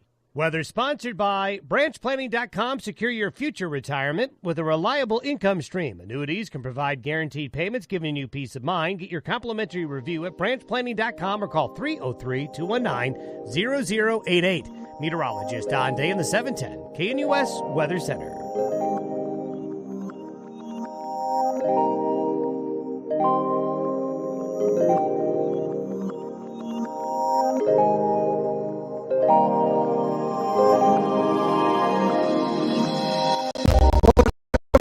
The Jeff and Bill Show, one of the big ballot initiatives. I mean, this is about as big as it gets, as Amendment 79, which would constitutionalize abortion in the state of Colorado. And you're probably saying to yourself, well, don't we have unlimited abortion already? What's left? This would essentially cement it in a way that you could have very little regulation of abortion clinics. You would allow for the taxpayer funding of abortions. And that's where I have found the messaging, especially with our audience, just that's where people go, all right, look, you want to have the right to have an abortion. That's one thing. You want to make us, the taxpayers, pay for it? I'm not willing to go there because while Colorado is a socially libertarian state, we're actually relatively fiscally conservative. Tabor is one of the things we love about this state. So now we're going to take money out of the general fund and appropriate it to pay for this, and then to restrict parental notification for minors, to not allow parents to know that their child has gotten pregnant and is thinking of choosing this. This is that just seems like a bridge too far for a lot of people. I think this is where we have gone to with abortion law, where we're now playing at the ends of just total extremism. Like, what happened to safe, legal, and rare? Now we're going to allow it to happen at any point, even right before birth. We're going to pay for it. And if you're a minor, we're not going to tell your parents about it. That's just too extreme for me. Amendment 79 needs to be opposed. Joining me live in studio is Dr. Tom Perille. He's the president of Democrats for Life of Colorado. They're a chapter of the national organization. He's also a member of the American Association of Pro-Life OBGYNs, and he's a Democrat. Tom, thanks so much for being on the Jeff and Bill Show. Yeah, thanks for having me. So you find yourself, I've run into you down testifying. You've done a fantastic job, by the way. You're a physician. You took that oath to do no harm, the physician's oath, which I appreciate. And now you're motivated to try to save and protect innocent human life. I've run into you testifying at the Capitol, and you proudly wear the moniker of being a Democrat. But that can't be easy in a state of Colorado. Tell me about your viewpoint on abortion. Yeah,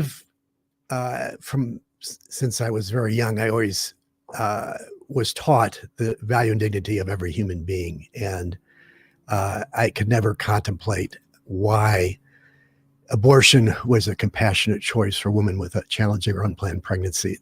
It seemed to me there are ways to accompany women and their families in that setting that didn't require the destruction of human life. And as somebody who has always had a lifelong interest in biology, was a biology major in college, and of course went to medical school, I was intimately familiar with embryology and the science of human development. And you just can't ignore that and just punt to the idea that we all have human bodily autonomy without recognizing the autonomy and dignity of the developing human. Yeah, I've always found it interesting, the kind of knots they try to tie themselves into to recognize that, yeah, it could possibly be, but it's not a human life. It's a fetus or it's a clump of cells, where I'm like, yeah, I'm a clump of cells too. I'm a clump of 14 trillion cells, but there's a smaller version of a clump of cells. And I feel like it's a point of dishonesty, intellectual dishonesty that they have to go to not recognize that there is if it's not a human being, then what is it? Yeah. Yeah. I mean, I've always been pro-life, but I had a very formative experience in medical school. They were having a forum on abortion at Northwestern where I attended. And one of the speakers was a person who provided abortions, and he just had performed a second trimester abortion across the street from the lecture hall. And he brought a white bucket that contained a dead second trimester fetus and passed it around.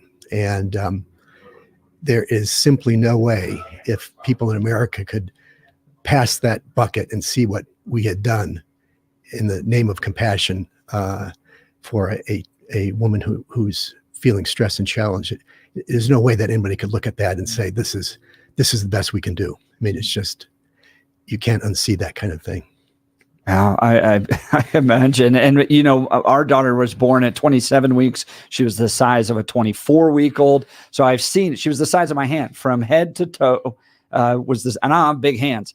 Not quite Marco Rubio little hands, but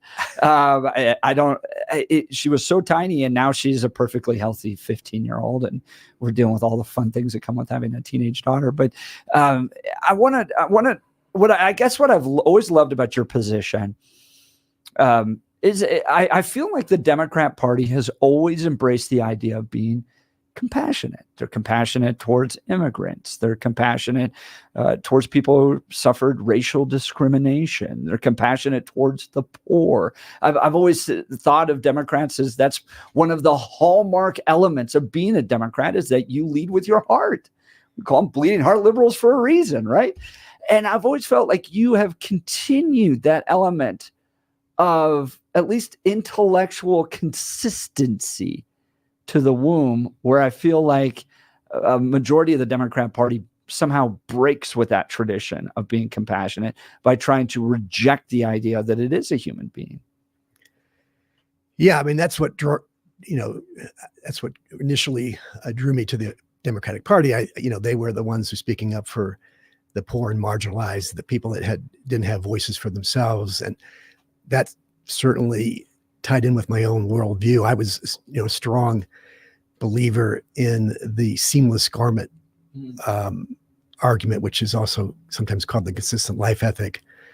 It was promoted by Cardinal Bernardini in Chicago, in the area that I grew up. And, the notion that we're all part of a human family, we have different characteristics and features, different nationalities, ethnicities, and, different sexes, but we all make a human family and we come together at sort of a seamless garment. And when you start picking at one thread in that garment, the whole thing unravels. And that sort of resonated with me. And, it used to resonate with the Democratic Party. The reason why I haven't left is because I think, first of all, I agree with the Democratic Party on most of their other policies and positions. And I refuse to let the Democrats not be aware of the injustice that's being done to the preborn human beings. And we can't, as a pro-life movement, win if this is simply a partisan issue.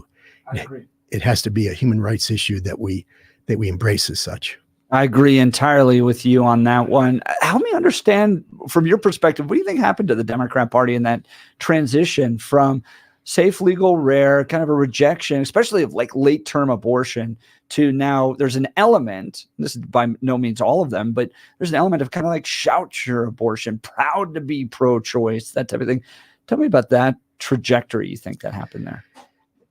Well, I think, if you pursue the bodily autonomy argument to its logical conclusion, then you have to dehumanize the developing human in order for it to work. And people felt strongly that to achieve women's equality, which I think is one of the fundamental errors, that you had to be like a man. You really couldn't get pregnant or shouldn't be pregnant or had the ability to stop your pregnancy. So it's really sort of a male normative reproductive view. In order to achieve equality, you have to be like a male.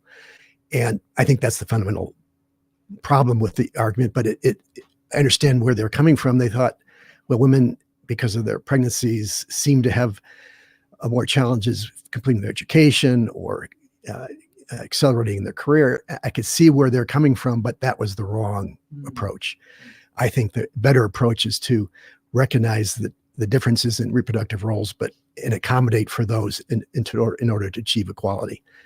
And so I'm, again, the Democratic Party is consistent on some of those things. They're advocates for parental leave policies, which I have supported, and other, things that try to minimize the differences and challenges. And I have, 2 daughters or 3 daughters, and 2 that have had 2 children each. And I've watched them, in their careers with their pregnancies. And, there are, one of them works for a company that has a remarkable family leave and parental policies.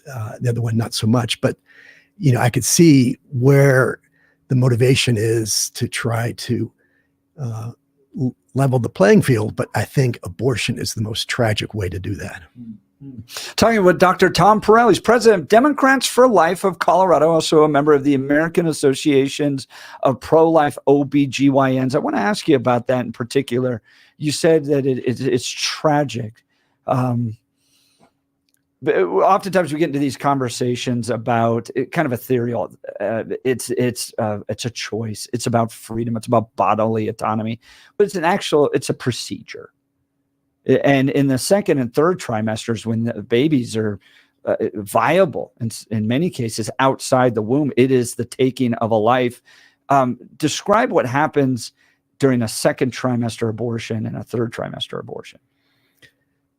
Yeah, I mean, this is another thing which, you talk to sort of about the Orwellian language that they use to describe the developing human. They try to not even use the term fetus, although they much prefer fetus to baby.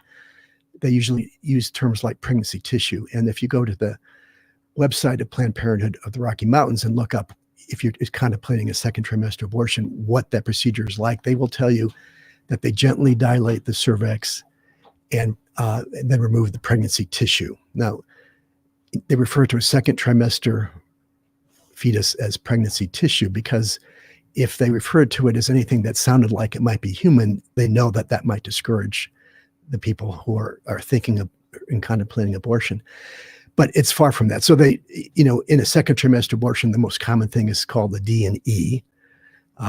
This is after the first trimester, which tends to be an aspiration where you basically suck out the embryo and or fetus, and then the placental material that remains behind. But in the second trimester, it's even more graphic than that, because you dilate the cervix in order to remove the fetus, but it's too big to suck out with an aspiration catheter. And so you dilate the cervix over 1, 2, or even 3 days, and then insert instruments to remove the fetus, but it's not removed in whole, it's removed piece by piece. And so you put the forceps up into the uterus. What you grab first, you just pull. And so typically you dismember the fetus and take it out. And the biggest piece that remains is the head. And so you try to grab that and smash that. And you know that you've got it when you see white brain material emanating from the cervix. And so it's a pretty graphic and pretty barbaric procedure that if it was done in an animal population, people would be up in arms that we would treat animals this way. But for some reason, because we dehumanize the developing human so effectively, people don't even bat an eye about the notion of a second trimester abortion. And we used to think that these fetuses, didn't feel or appreciate pain until later in the mid to late third trimester, but that has moved with scientific, evaluation much, much further down. And now there are people that can make a legitimate argument that fetuses as early as 12 weeks can experience pain. May not be the same way you do, but it's certainly an aversive, painful stimuli that is appreciated. So these second trimester abortions are occurring by dismemberment without anesthesia, and we're basically pulling them apart as their death, and they could experience that pain. And so, any feeling human being, if they understood that, I just don't know how you could be for that. And then in a third trimester, they inject right through the mother's. The third trimester, yes, there's the partial birth abortion ban, so you can't deliver a fetus alive and then kill it. Snip its neck is how they used to do that, right? Gosnell famously snipped his victims in that fashion, but you used to not be so concerned about that they came out alive because they would die, soon after if you didn't care for them. But now, because of the partial birth abortion ban and other sensibilities, you don't want your patient to see the living baby, which would cause further emotional distress. And so they typically inject something. There are a number of different mechanisms, but digoxin is the most common one still. Digoxin is a drug that I'm quite familiar with that used therapeutically helps people with heart failure, although we don't use it very much anymore. It also controls heart rhythm in people with atrial fibrillation. But in overdose, I took care of patients all the time in the hospital with overdoses, not intentional, but they got toxicity from too high a drug level, and they would become, violently nauseated, vomiting. They'd have delirium. It was a very uncomfortable, painful situation. And you could imagine the dose of digoxins that's used to intentionally kill a fetus. It causes, symptoms, although obviously the fetus can't speak for itself. We know that very early infants experience those same type of symptoms. And so there's no reason to believe that a in utero fetus would not as well. And so we inject them with digoxin, which the abortion people tell you it stops the heart, which is true to an extent. But what they don't tell you is it doesn't happen immediately. It takes, if you inject it in the amniotic fluid around the fetus, which is the easiest way, it takes hours to kill the fetus. It slows the heart gradually. As the heart slows, acid builds up because the tissues aren't getting perfused enough. Acid further slows the heart until it stops. So it could take up to 24 hours to kill a fetus that way. And can you imagine what that fetus is experiencing in utero? If it's so uncomfortable for an adult and an infant and child, the same thing is happening in utero. So they're anguishing in the uterus until they die. And this is something that would be illegal to do with regards to like a death penalty, right? It'd be for sure cruel and unusual punishment in any other context. And so you can do it intrafetally, which kills the fetus faster, but it still takes minutes to hours and up to 4 hours to kill the fetus. And so Dr. Warren Hearn, we know, based on interviews with some of his patients, has told his patients to expect kicks for hours after the injection. And so those kicks are the anguishing death of the fetus. And the tragic thing is women who have fetuses with life-limiting diagnoses think that they're doing the humane thing by doing a third trimester abortion, as opposed to just letting them be delivered naturally and die within their embrace. Instead, they're killed in this fashion, and it's clearly not a humane way to go. Talking with Dr. Tom Perille, he's the president of Democrats for Life of Colorado. We're talking about Amendment 79, which would constitutionalize abortion, and in doing so, allow taxpayer funding for abortion, essentially eliminate any future restrictions. If Coloradans said, third trimester abortion is just too much. These are children that can live outside the wombs. We don't want to allow that in the state anymore. That would be prevented. You wouldn't be able to require parental notification anymore. So it is sealing radical, extreme abortion positions into the Colorado Constitution. And look, you can be pro-choice in other capacities and go, I don't think taxpayers should be paying for this. You need to vote no on Amendment 79. We'll continue this conversation, but I do want to talk to you about my good friend, Dr. Mike and Rocky Mountain Dental Group. Look, with all the work I've had done to my teeth, believe me, finding a good dentist makes all the difference. I'd like to talk to you about Dr. Mike and the Rocky Mountain Dental Group. He helps people like you and me look and feel amazing by providing the best dental care available. See for yourself all the 5-star reviews at RockyMountainDentalGroup.com. Here's one. I've been going there for over 20 years. Dr. Mike and his entire staff are outstanding. I like the fact that the same person always cleans my teeth. If you need an awesome dentist, Dr. Mike is your guy. Look, if your gums are receding, maybe you had braces later in life, it's critical to address this issue promptly. Dr. Mike is a top-tier expert in the Chow pinhole surgical technique. This method requires no cutting, no sutures, and virtually no downtime. The procedure involves just making a small hole in the tissue and gently repositioning the gums. Schedule a free consultation with Dr. Mike to discover all the benefits of this revolutionary procedure.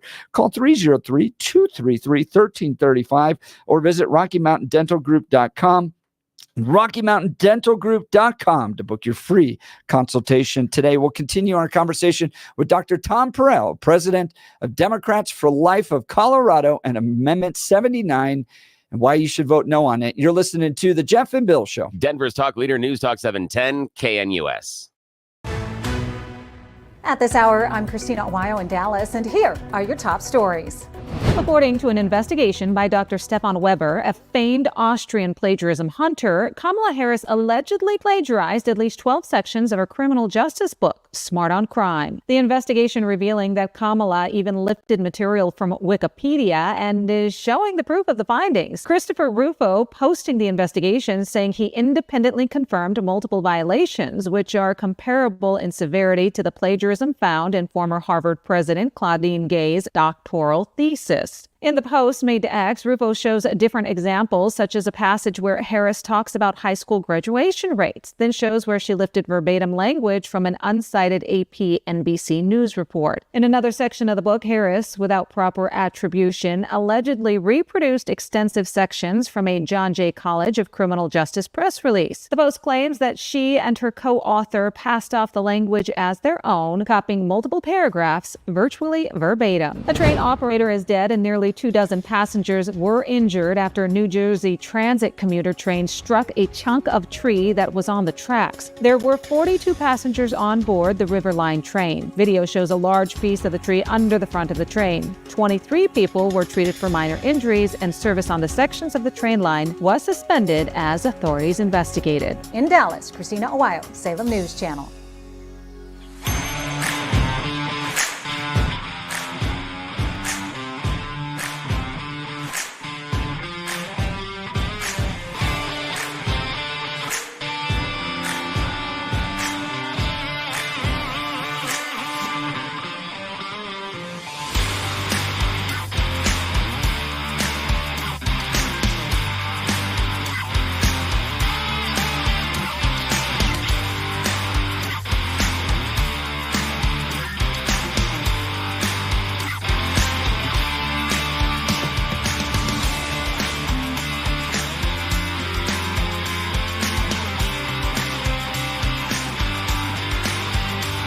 Prosecutors in the Brian Kohlberg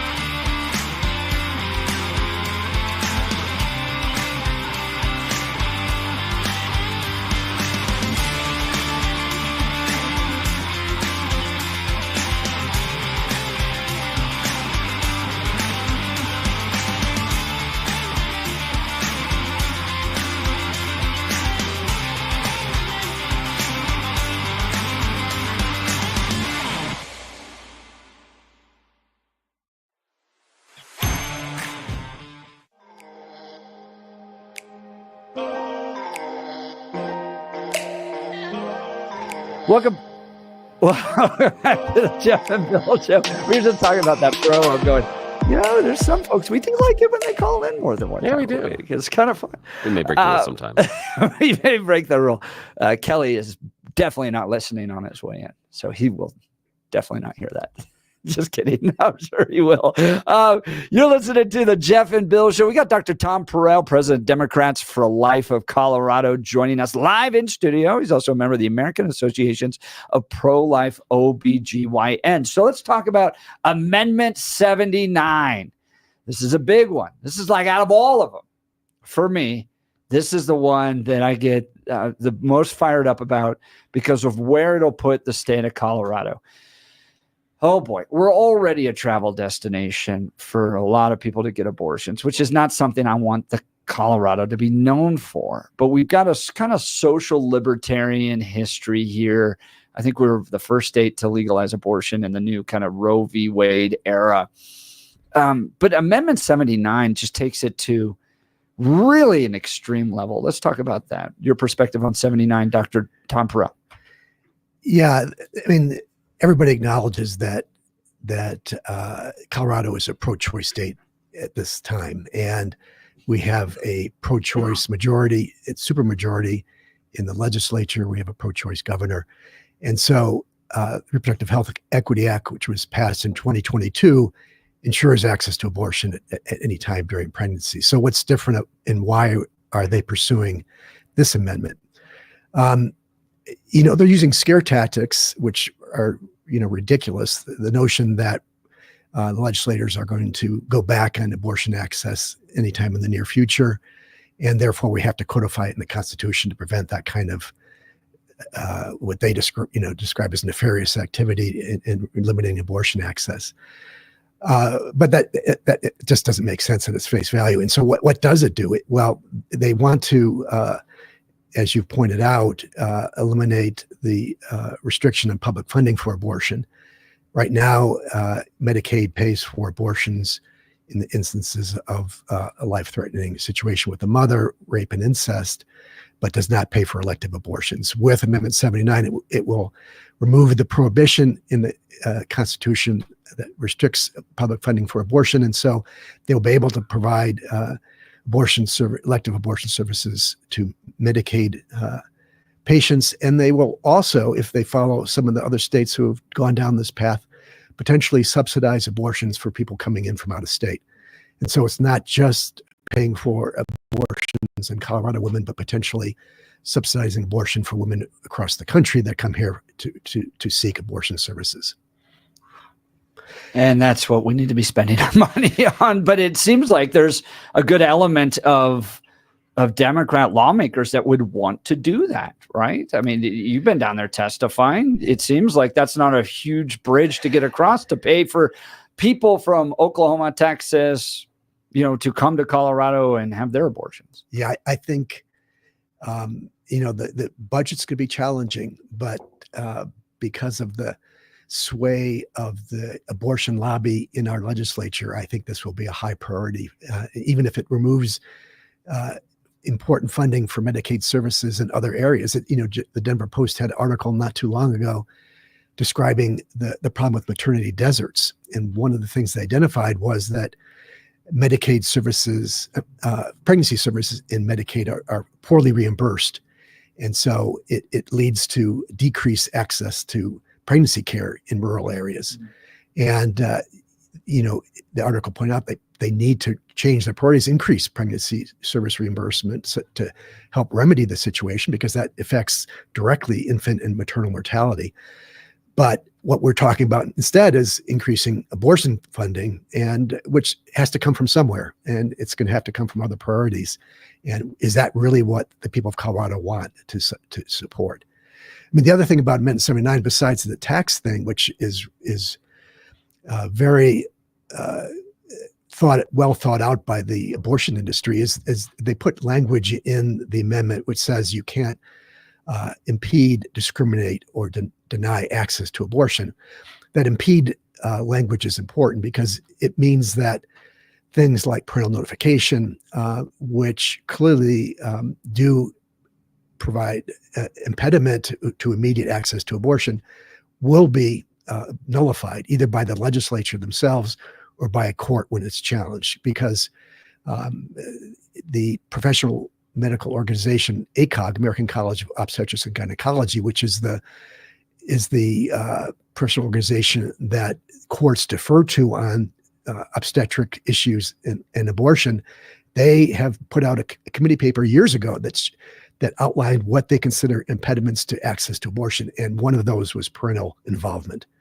And so access to abortion and parental involvement go hand in hand, and Amendment 79 will eliminate parental notification.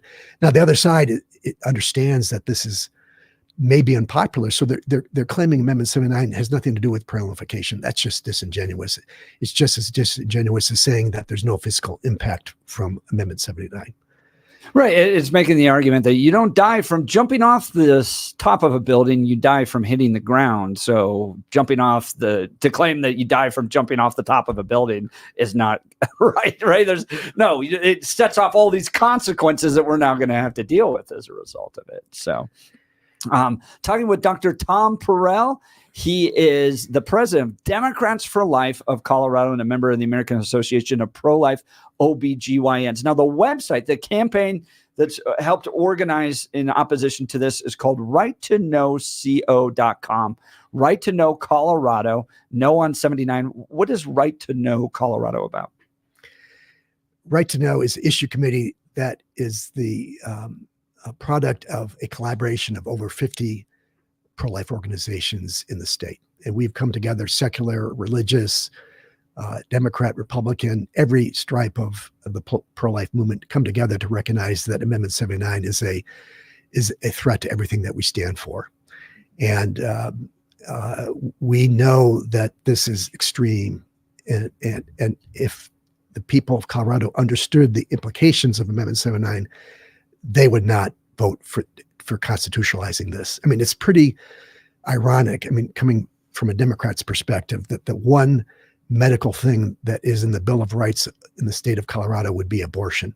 Not access to health care, not access to any kind of services or affordable pharmaceuticals or anything else that we as Democrats frequently talk about. No, it's abortion. What does that tell us about our priorities? Wow. Dr. Tom Perille, the president of Democrats for Life of Colorado and a member as well as Right to Know Colorado, No on 79. If you want to learn more about Right to Know Colorado, you can go righttoknowco.com and get involved there, including donations. Now, donations are absolutely critical. We don't have nearly the amount of money the pro-life side does as the pro-choice side. And if that money doesn't come in very, very soon, we're just not going to be able to compete with the amount of money that the pro-choice side has. You also have a grassroots toolkit there, news, events that you can be a part of. Lots of great information there. Now, Bill, this is where you and I and Dr. Tom probably have a lot of overlap. Okay? Absolutely. I believe that human life is sacred. I think it's the most important thing because it's not created by us. It is put together by God himself. I just got to start the process, right? I didn't actually knit my daughter's ear together or put my son's brain together or anything like that. God was the one who did that, knit these children together. But I'm willing, as a Bible-believing, social conservative, rock-ribbed MAGA supporter, to go, do we do enough to encourage family formation, paid family leave? I would be willing to give on those government programs if it meant that human life was being saved. And I know that's a place, Bill, where you look at it through our conversations and you go, in many ways, it can be a financial thing. We've got to be willing to address that. My point on this is I understand the push to save the lives, but I don't think as a society we are really that invested. It seems that we are more interested in saying no than saying yes. And what I mean by that is allowing the young mother the ability to say yes. And that would be, for me, things like equal pay. It would be things like paid family leave. It would be paid for neonatal care. It would be paid for child care. It would be paid for education. Oftentimes people bring up the idea of what goes on in Europe, that you've got many countries with an abortion ban that ranges between 16 and 22 weeks. And everyone asks, why can't it work there? Why can't it work here? They have a whole different support system set up for the mothers. And the one question I have for just American society is, how in the world do you believe that we are encouraging a young mother to make the choice to have that baby when we are telling her that because of making that choice for the rest of her life, she's going to get paid less than a man doing the same job? The justification for the gap in pay is because women take time off to raise the family because they are the nurturers. So explain to me, just American society, I'm not even asking you or Dr. Tom, I'm just saying our American society needs to explain and come to grips with the fact that what we have structured right now is leaning to tell the woman to make the choice against bringing that baby into the world. Currently, our childcare costs can be more than a mortgage payment right now. That's silly. You can't turn around and, for me, morally turn to that young woman and say, or even someone that has a child that could have, again, we have a segment of women in America that are having abortions that already have 1 or 2 children. It's not because they don't want to have children. They're not using this to go out there and to live a wanton lifestyle. They're already in many cases, a set relationship. And they're making that choice because it's unaffordable, because our society has set up a structure saying that, no, this is not the choice we are going to encourage you to make, because we're making it as hard as possible for that woman to raise the child. That's where I come down on it. Dr. Tom, you want to respond to that? Well, I have coming from the Democrat pro-life perspective, I have a lot of agreement with what you said, and I've advocated for enhanced pregnancy support. I wrote a editorial that appeared in the Gazette Syndicate that called for legislation that recognizes that, if we make abortion free in Colorado, which we have with no copays and co-insurance, what does that say about our priorities if we don't also provide prenatal support, birthing support, and postpartum care? And we know from well-designed randomized trials that there are certain interventions that are important to improve health outcomes for both the infant and the mother if we institute them, and yet we don't make those all free to women in Colorado. And so I've tried to promote a bill in the legislature that does just that. I've got, ironically, Republicans, because they are small government, don't like the idea. And my Democratic colleagues have expressed some interest, although they don't want to work with me because I'm a pro-life Democrat. But they've expressed some interest and we may see something like that introduced in the legislature next session. But I think we need to work on that. We can't, the character of the pro-life movement as forced birthers and not caring about people after birth is ridiculous. Some of the most compassionate and loving people I know are pro-life, both conservative and liberal. And to characterize them, it's just a caricature. It doesn't really comport with reality. But we have to also have policy positions that reflect that compassion and love as well. I'd be open to that, Billy. Yeah, I would too. And one thing that I'm very, very open for right now is taking the pain out of your life. I want to talk to you about my friends at Balance WellSpace. I have found an amazing medical team that is changing the way that I live. I'm getting back to doing things I never thought possible. I thought I was at the point in my life where I'm just getting old. Stuff hurts. That was my experience with my grandparents. And in some cases, experience with my parents, that there were things they stopped doing because of the pain in their life. And I thought that was it. But it's not. I've connected with an incredible medical team just landing here in Colorado, Balance WellSpace. They have brand new offices in Lowry, right across from Hangar 2, and this is what makes them different. Integrative medicine. That means you have a whole bunch of different treatments available to you under one roof. You've got wave therapy, physical rehabilitation, regenerative care, neuropathy, chiropractic care, trigger point injections, and so much more, plus some amazing cutting-edge technology that just has to be seen to believed. Also, all non-invasive. They're not cutting anything. They're not taking anything out of you. They're not doing any sewing you back up, no stitches or nothing like that. This is all non-invasive, but on the cutting edge of medical technology, and it's incredible the change that it can do in your life. They've taken away a ton of built up scar tissue over 20 years in my dumb broken right shoulder. I made some stupid decisions younger and it cost me some things in my back. My two bottom vertebrae in my back are fusing together. But thanks to Balance WellSpace, we're separating the two of them and I'm actually regenerating the disc that they took out more than 25 years ago. I'm also working on regenerating the meniscus in my left knee as we are talking right now. I have a bum right knee. My good right knee after yard work this weekend is sore. It's stiff. It's popping every time I move it. Guess what knee feels fine? Guess what knee is strong?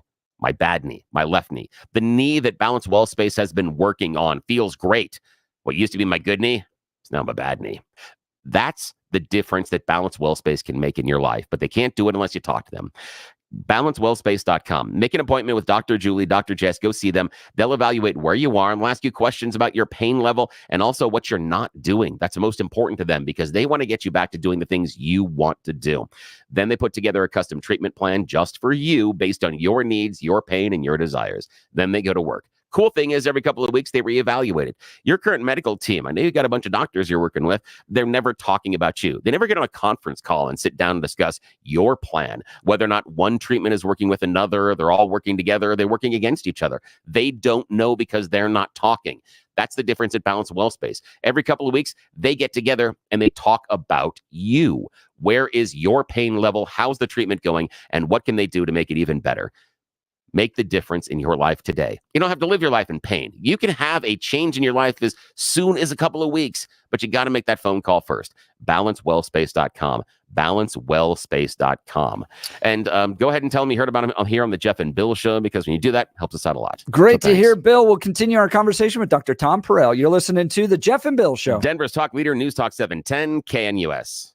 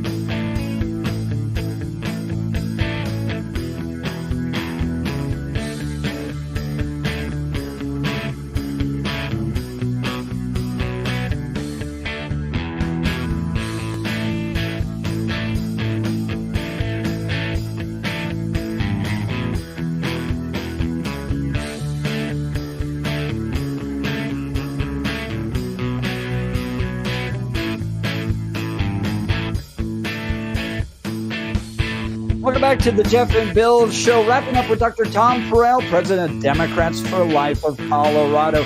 You raised some other important concerns with the Denver Post that this is really going to reduce any type of even oversight of the abortion industry.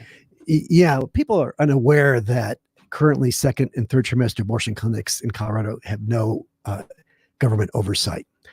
No, none. Well, the nurses and physicians are licensed, but that's it. Most thousands of healthcare facilities and agencies have CDPHE, Colorado Department of Public Health and Environment oversight. They're licensed, they're regulated, and they're inspected. Second and third trimester abortion clinics, even though they have a much higher complication rate, 10% for second trimester abortions with a 1.7% life-threatening complication rate, which is much higher than ambulatory surgical centers, and yet they have no oversight. And with the language in 79 that says you can't impede access, the abortion industry interprets any laws that regulation that pertains to specifically abortion clinics as impeding access. And wow. Another reason to vote no on Amendment 79. Join the campaign, righttoKnowCO.com. Join the campaign against Amendment 79. Dr. Tom Perille, thanks so much. We'll continue with the Jeff and Bill Show. Denver's talk leader, News Talk 710, KNUS.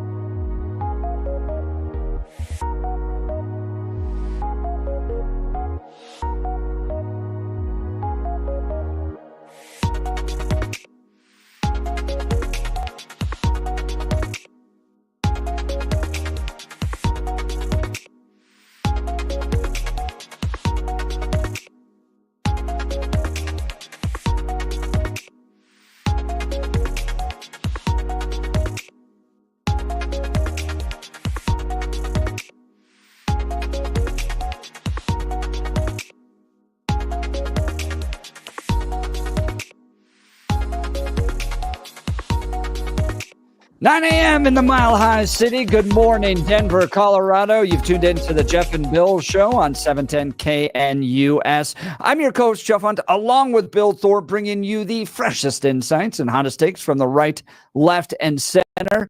Congratulations, you woke up in the greatest country in history. We're off and running with a whole nother hour of engaging conversation. But most importantly, what we want is your calls and texts. So give us a call, 303-696-1971, or text us on the Dan Caplis Law text line, 720-819-5115. So grab your coffee, Denver, and let's dive into the issues that matter most to you right here, right now. Speaking of giant sucking sounds, you know who's leaving the Democrat Party, or at least Kamala Harris's campaign? Black voters are getting out of there. Black male voters. And Kamala Harris is in panic mode, putting out a tweet last night to address this. We're going to cover that and more. But first, news and comment with Blake Colson. Good morning, Blake. Hey, good morning, Jeff and Billy. It's been a great show this morning, and I know this next hour is going to be awesome. I can't wait to listen to it. 49 and sunny in Denver, expecting a high of 77 today. The 7-10 5-day forecast is coming up. Our top story. That he would weaponize the Department of Justice against his political enemy. Kamala Khan doing what communists do best, projecting, accusing their opponents of doing exactly what they're doing. One more time for good measure. That he would weaponize the Department of Justice against his political enemies. Election day. I'm pretty sure that's been happening for the last 4 years. I think so, and they've been executing it very well. They're like the experts on it. Actually, not only the last 4 years, you go back now 8 years. It's amazing how well they do it. They are the leader. She knows all about that. She is definitely an elitist that old when it comes biblical to that. adage, live by the sword, die by the sword. Right. I just wonder, Blake, I was thinking about this. At what point DEFCON 5 hits with the Democrats on the notion that Donald Trump is going to be back in control, and he is ticked off. And you know, the clean out that's going to happen in some of these federal agencies, the lists that are going to be exposed. I mean, there are going to be a lot of people exposed. There's going to be elected officials. We brought this up. Tucker Carlson brought this up, that they tried to impeach him. Then they indicted him. And then there's been the assassination attempts. I mean, it's got to be boiling when you see Kamala Harris's failing poll numbers. And what from your perspective, do you think they trigger? Do they repeat that? What do you think they're going to do at this point? The Democrats? Yeah. I mean, I don't know. I mean, I'm looking at it. This is going to be, I don't want to say the end of their careers, but a lot's going to be exposed. And they're going to have to step in between now and November to try to stop that from their perspective. They're going to flee, and they're going to, at the same time, they're going to create chaos. I mean, we all know you have to expect the worst. You have to expect everything. You have to expect cheating. You have to expect lying. You have to expect chaos, craziness. Do you think that they'll unleash Antifa at some point? Oh, I think so. I think that's what the border thing is all about. I do. I mean, I think that's part of it. When you have young men coming across the border, 20 somethings, and most of them are males, and they're coming from all over the place. I have a hard time believing that it isn't to generate something like that. I mean, you just have to be prepared. I don't trust them. Do you trust them? No. I think that for everything that's at stake, if Donald Trump wins, and everything that's going to be exposed, and you know, the fear of weaponizing the Department of Justice, which they've been doing for the last 8 years. Unbelievable. I think seeing half the country has no idea what she just said right there. They don't. They think, oh yeah, that's what he's gonna do. He's a the big dictator. bad guy. He's the bad guy, and then the View will echo it, and all the mainstream media will echo it, and they'll believe it. And then you'll have some nut job at a grocery store who will tell you that. I think that they have believe it. so much to lose, and there's so much at stake. I just don't put it past them to finally go, well, okay, I guess Donald Trump's going to win. No, exactly. I don't either. That you hit it on the head right there. It is. I don't expect them to play nicey nice at all. So it's gonna get very interesting here. Election day is 3 weeks away. Kamala Khan will be on Fox News Channel with Brett Baer tomorrow. If he's worth his salt, she will not survive that interview. Follow-ups, please. Follow-up questions. Follow-up. It'll be her first real interview ever, honestly, if he does his job. She was on with Roland Martin on Monday for Playtime. There's this whole, I talked with somebody once who said, if you just look at where the stars are in the sky, don't look at them as just random things. If you just look at them as points. Oh, Look at the constellation. What does it show you? So you just outlined it, Roland. What does it show you? Sounds like a condescending teacher.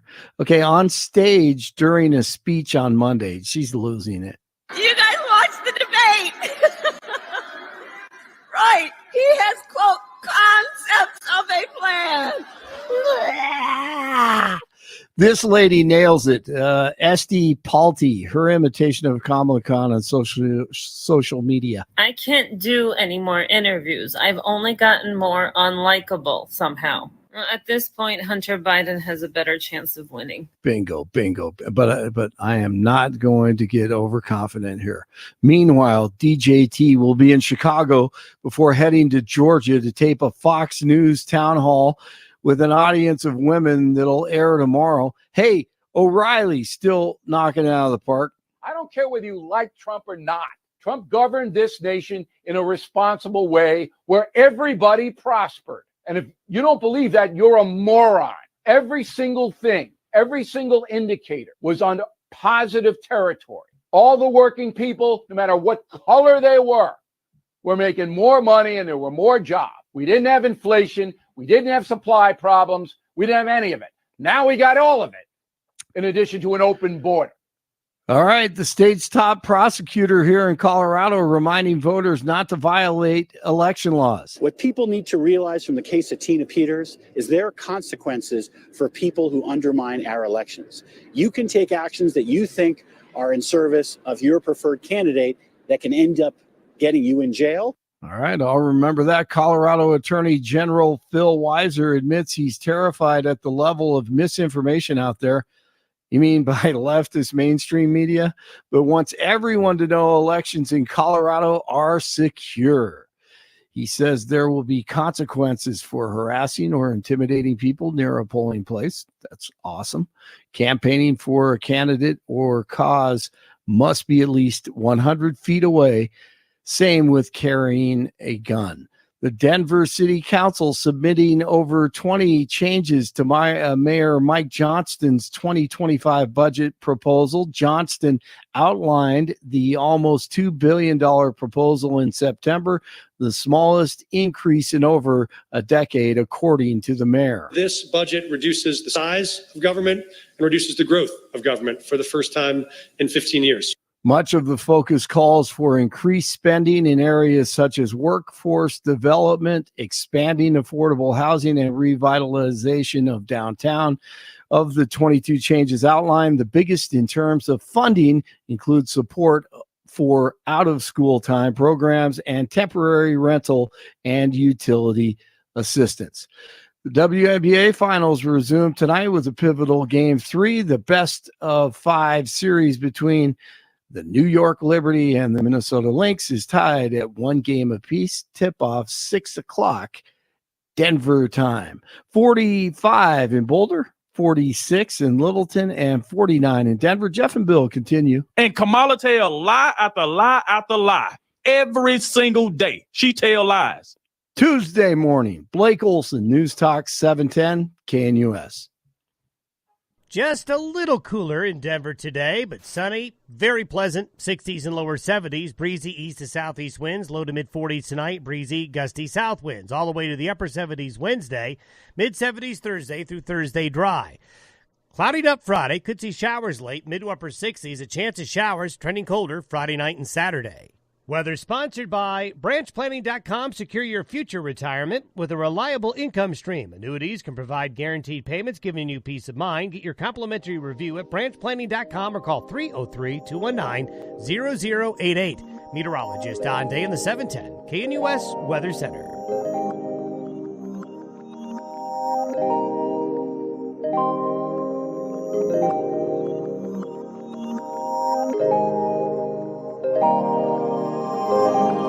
Welcome back to the Jeff and Bill Show. We last night from Kamala Harris's campaign, Black men deserve a president who cares about making their lives better. 21 days out from a presidential campaign, Kamala Harris is putting out a policy agenda for Black men. It seems interesting strategy-wise that maybe things aren't going so well in the Harris campaign with regards to Black men. And in fact, the New York Times over the weekend, Black voters drift from Democrats, imperiling Harris's bid, polls are showing. 2016, Black voters went for the Democrats 92 to 7% for Republicans. 2020, 90 to 9 for Democrats. That was up 81 points. And in 2024, only 78% of Black voters are going for Democrats, 15% for Republicans. That means Dems have gone from an 81% lead with Black voters to a 63% lead. Hence why you get Barack Obama going out there telling Black men to vote for Kamala Harris, because the drift is primarily happening among Black men. Here's the Wall Street Journal late last night in light of Kamala Harris's pitch to Black men. Will more pot smoking and forgivable loans peel them from Trump? Kamala Harris has a political problem winning the support of young Black men. And on Monday, she issued a last-minute SOS by unveiling a, quote, opportunity agenda for Black men. At least she's not accusing them of sexism as Barack Obama did last week. But her grab bag of policies isn't likely to pull many from Donald Trump. Her plan calls for $20,000 in forgivable government loans for 1 million minorities to start businesses. These are de facto grants because nearly all are likely to be forgiven. It's better that she's focusing on wealth creation rather than solely income risk redistribution, the Wall Street Journal says. But allocating government loan forgiveness on the basis of race is unconstitutional. Democrats attempted something similar with a loan forgiveness program in the March of 2021 COVID bill for, quote, socially disadvantaged farmers, unquote, which were defined as those who are Black, American Indian, Hispanic, Asian, Pacific Islanders. Several judges enjoined the program, and the Justice Department declined to appeal. Ms. Harris also wants to legalize marijuana, help minorities with drug convictions benefit from the drug's commercial business potential. Her motto appears to be New York State, which gave first priority for pot retail licenses to those impacted by the enforcement of the prohibition of cannabis, or nonprofit organizations whose services included support for the formerly incarcerated. The New York rollout has been a fiasco as illegal pot shops crowded out those that were licensed. Vice President claims to follow the science, but she ignores the growing evidence about marijuana's mental, physical, social harms. It's especially damaging to young people whose brains are still developing. Many Black communities in California have opposed pot dispensaries in their neighborhoods because they don't want young people on dope. In fact, Billy, I think the NAACP here in Denver has come out against pot now. Mayor Wellington Webb came out against pot because what happened with pot was essentially what happened with tobacco. and liquor stores. And they all go to urban corridors. Highlands Ranch doesn't have pot shops. And Black communities feel taken advantage of, rightfully so, by these weed commercialization operations. So Kamala Harris making a pitch to Black men, a last-minute SOS. She also wants to protect current cryptocurrency investments, so Black men who make them know their money is safe. What? Launch a national health initiative focused on the illness that disproportionately impacts Black men. Well, that's fine. And then support educational training and mentorship programs that lead to good paying jobs for Black men, including pathways to become teachers. Bill, why do you think the Black men aren't that excited about Kamala Harris? I think there's some erosion there, just based on long-term promises and policies and things that weren't fulfilled. So it seems to be more of a protest. But the thing is that seems to be one poll out of a number of them. I ran around looking yesterday, and there is a variation behind it. There was a CBS News poll that was released in the last 48 hours that shows 87% support in the Black community, which is only an erosion of 2% versus the 90% that voted for them. So I saw some that had it down to 85, some that had it in 79, some that had it in 90s, and sometimes above. So it seems that there is some erosion, but I'm not certain about this conclusion that the Black vote or even Black men are going to be fleeing from Kamala, and it makes a significant difference. And what I mean by that is I went back and I looked at some of the polling numbers, and I believe, if I remember correctly, and I could easily be wrong, that Biden outperformed where he was polling with both Black and males and females by about 4 or 5% above. So he was polling in the mid 80s and ended up getting 90% of the vote. So that actually was underreported, and I'm curious if that is going to happen this time as well.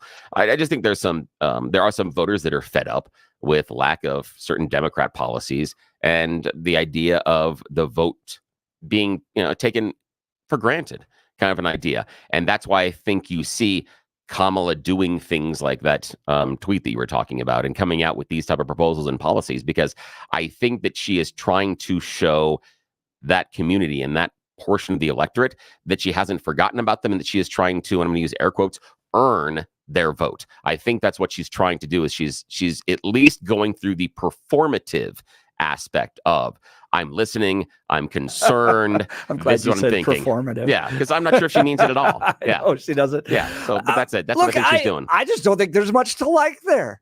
As much as Kamala Harris wants to be hood, she's a Canadian who grew up near she granted kind of grew up in Oakland, but her parents worked at Stanford. She's not that hood.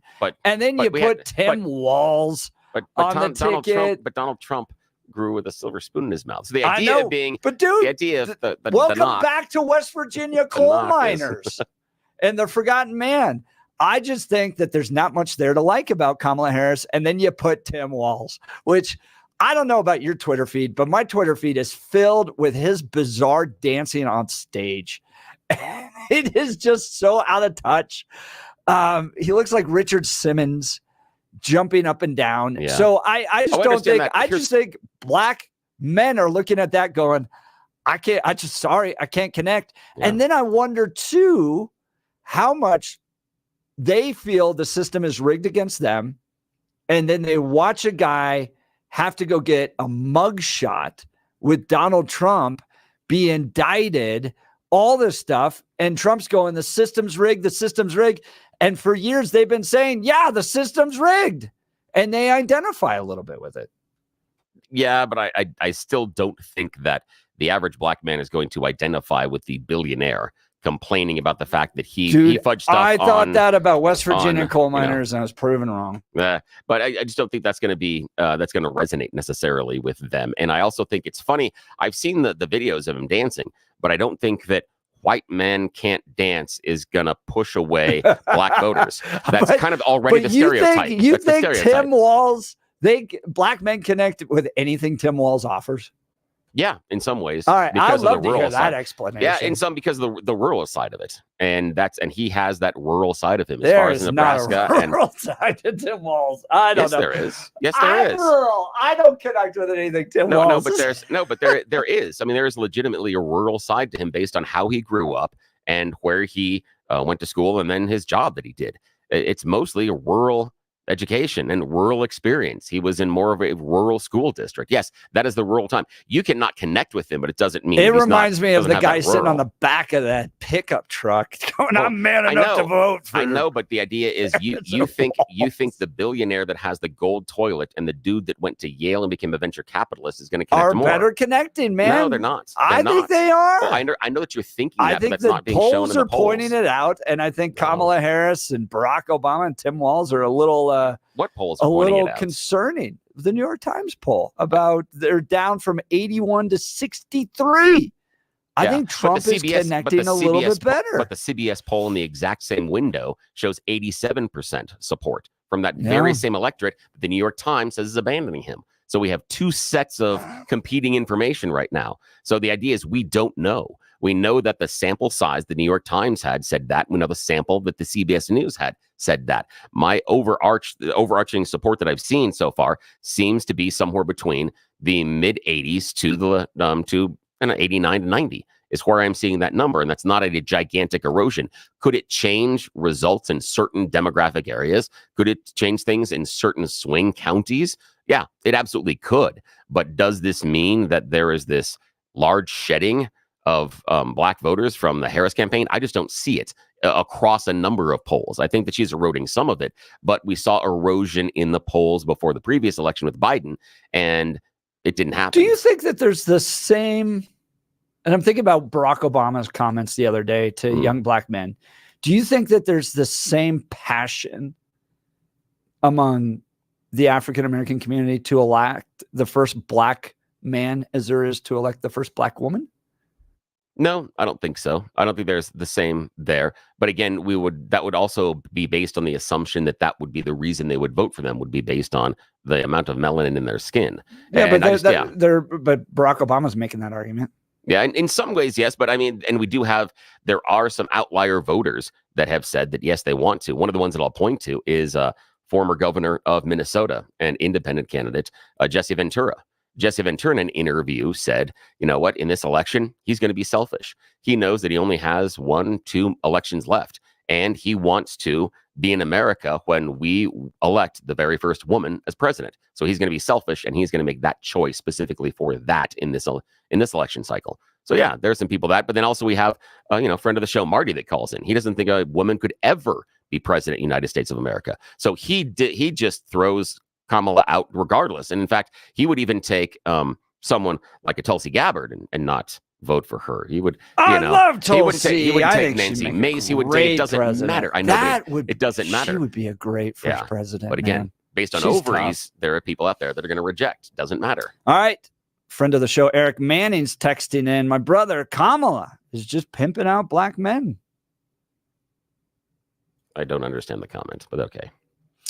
Eric, he also says, Billy, you have now become a black man like Kamala became a black woman. I don't get that either. Eric, she didn't become a black woman, and you know that. That's just, stop being silly. Just please. Eric, call the show. We'd love to hear from you. please do. 303-696-1971. 303-696-1971. I've seen a lot of man on the street videos of young black men saying that they're supporting Trump. I think they just better identify with Trump than they do Kamala Harris. And it's not about race. It's just about personality. It's about agenda. It's about policies.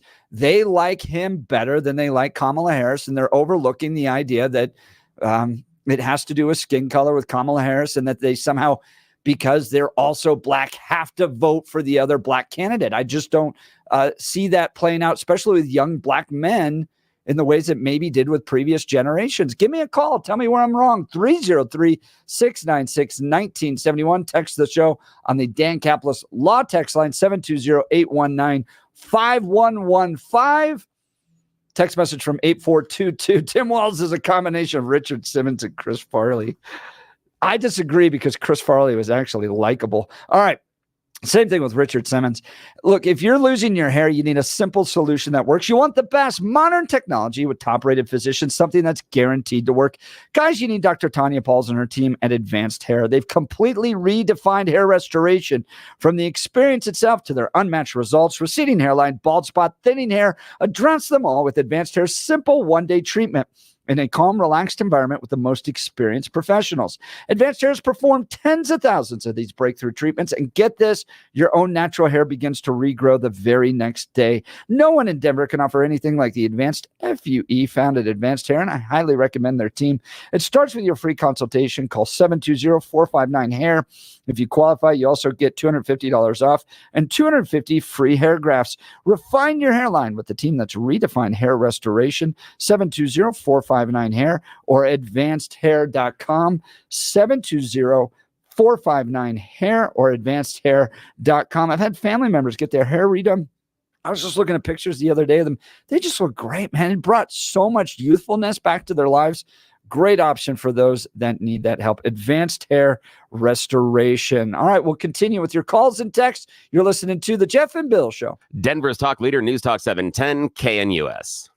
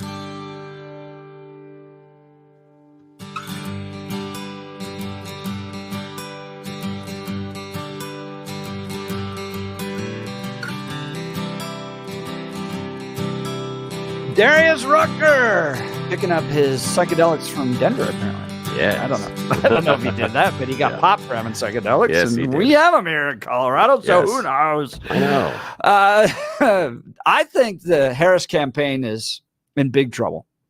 New York Times poll over the weekend. Black voters drift from Democrats, imperiling Harris's bid.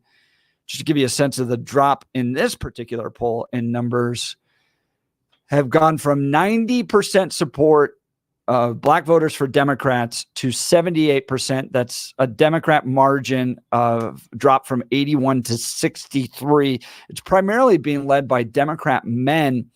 So yesterday she puts out Kamala Harris's opportunity agenda for black men. They're going to provide $1 million loans that are fully forgivable up to $20,000 for black entrepreneurs and others to start a business. The Wall Street Journal aptly pointing out that that's illegal. You can't give money out to people based on race. Support education, training, and mentorship programs that lead to good paying jobs for black men, including pathways to become teachers. Wall Street Journal pointing out, too, that unions are getting in the way of that. Protect cryptocurrency investments so black men who make them know their money is safe. What? How do you, is that like the gambling bill where you get a second chance and when you lose? Yeah, I'm not and sure only what she's doing with based the crypto upon side of it.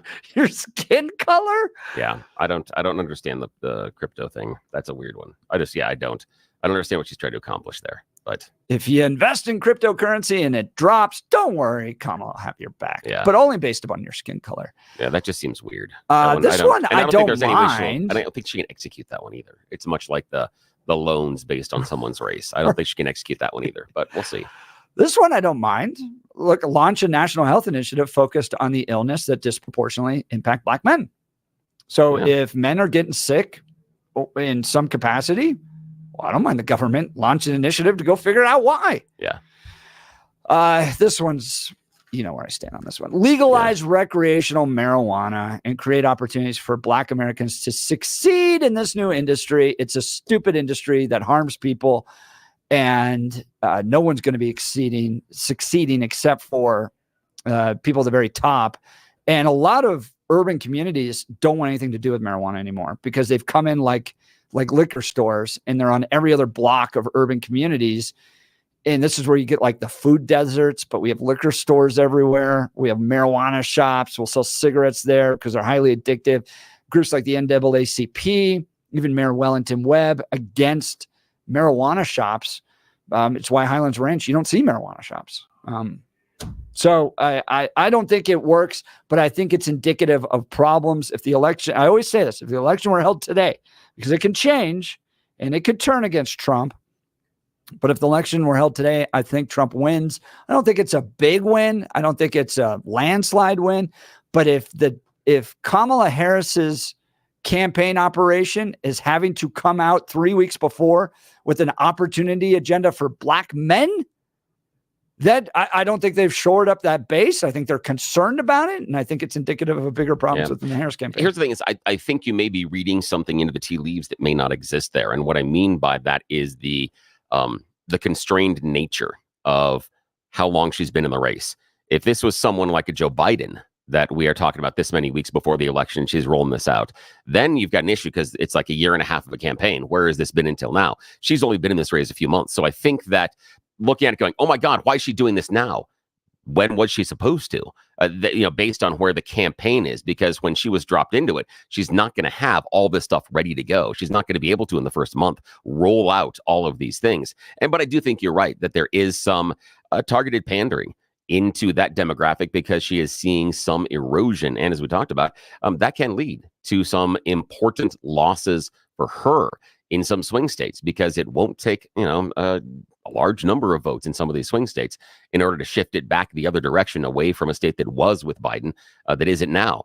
But nationally, again, we don't elect our presidents nationally, but nationally she's up on most of the polls that I've seen, that she's up, from 0.25% into as far as 5% in some of them. But again, that's national polls. and we don't elect our president We don't. nationally. Do you think that agenda, though, as it laid out, black men go, well, no, maybe I'll go back to Kamala Harris? Or do you think she could have done something better? I think I always think she can do something better. I always think that both parties can do something better. But I think that if it was maybe I'll vote for him, maybe because I don't feel she's listening to me, or I don't feel like she's got my back, or she's not focused on my community, this may give me permission to come back home, because I'm not persuaded that the segment of black male voters that have gone to Trump are now wearing MAGA hats. I don't think they're going out there and buying Trump coins. I don't think they're out there buying the $100,000 Trump watches. So I don't think they're Trump fans. I think it's the alternative, just like how we talked about early on in the cycle when Kamala saw a nice bump in her polling numbers. I believe that's because she's captured the anybody else vote, because it was, oh my God, I can't believe that we're doing Trump and Biden again. And then when Biden disappears, that anybody else, literally anybody else vote falls in behind Kamala. And I think that's kind of what it is as well, that she's at least going to be paying lip service or performative service to that demographic, showing, look, I am listening to you. I am talking to you. I am concerned about you, because the alternative on the other side from Trump is, what is his plan? He talks about what he had done in his previous administration, but he doesn't come out and he doesn't say, I'm going to do X or Y or Z for that specific community. And so that's where I think, again, I'm not talking about, there could be people that are Trump fans now, but those squishy voters, those people that are upset with the Democrats and feel like they've been abandoned, but they haven't been offered anything so far by the Republicans, even this, window dressing and in a large portion BS and stuff that is unachievable can give them permission back to come home. And I think that's what she's doing. So in August of 2016, I wrote for The Hill, I believe, how Donald Trump tapped into the forgotten man, because I was looking at this dynamic of a dude with a gold toilet, a billionaire in Manhattan, and the West Virginia coal miners going nuts for him, going, they don't have anything in common, and yet they love the guy. I could see a very similar dynamic among some black men who, don't share a similar background, maybe aren't even with policies, but just like Donald Trump, and they definitely don't want to put Kamala Harris in office, and Trump could pull from that. But look, these are numbers that only John McCain and Mitt Romney could have ever dreamed of. That's true. And that's a whole nother argument. I mean, sometimes he just defies logic. I sat in these little RNC rooms where it was, we're going to build little urban centers and put little storefront Republican Party operations in downtown Atlanta so people can come in and learn about the Republican Party. And it takes a billionaire from Manhattan with gold toilets who comes in, and all of a sudden it's pulling higher black numbers than anything that could have been planned for. It's just wild. It's interesting to me. All right. I want to talk to you about Colorado Christian University and invite you to an exclusive luncheon and lecture they're hosting on Friday, November 15th with the 48th Vice President of the United States, Mike Pence, and his wife, former Second Lady Karen Pence.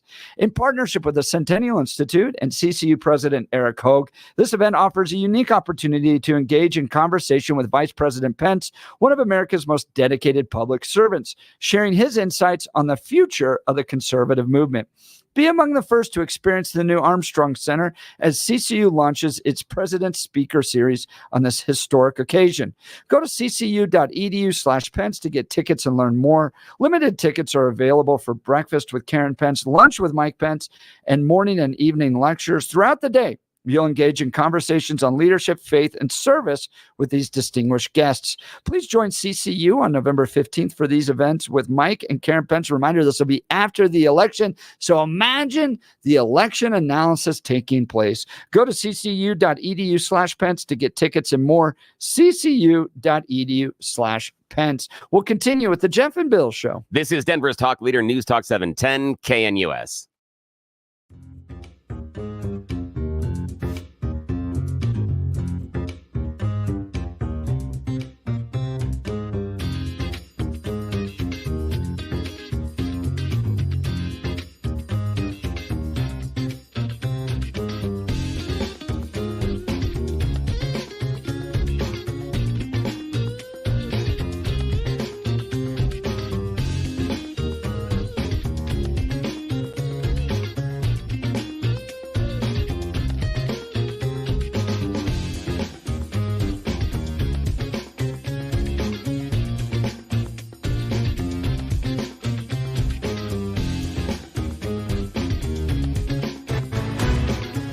At this hour, I'm Christina Omayo in Dallas, and here are your top stories. The city of Hanson, Massachusetts, has issued a cease and desist letter to a resident who is projecting a Trump 2024 sign on the town's water tower from their own property.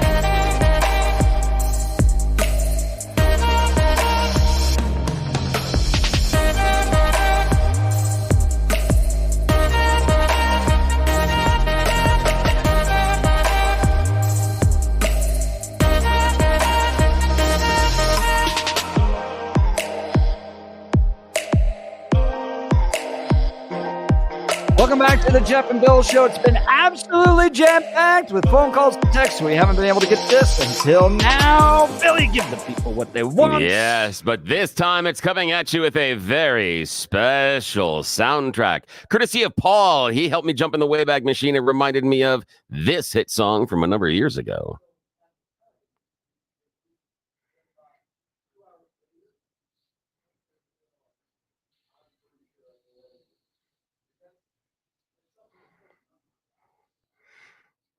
Yeah, Donald Trump Black version is the theme song for today's You Choose the News. That's how we roll today. Yes, it is everybody's favorite fake radio news game show. I have scoured the interwebs for mere moments this morning. By the way, the Yes. moves you were putting on, I think only your wife has seen. You were getting down, Dude, my friend. I will dance. I'm a dancing fool. I got no shame. I have no shame, and Apparently, my Trump threshold doesn't mind Dude. dancing either for 40 minutes. 40 minutes. That was a weird one. We'll talk about that later. But this is everybody's favorite fake radio news game show. I have scoured the interwebs for mere moments this morning to find really, really dumb stories about us humans, giving them a headline so we can play this fake radio news game show. Here we go.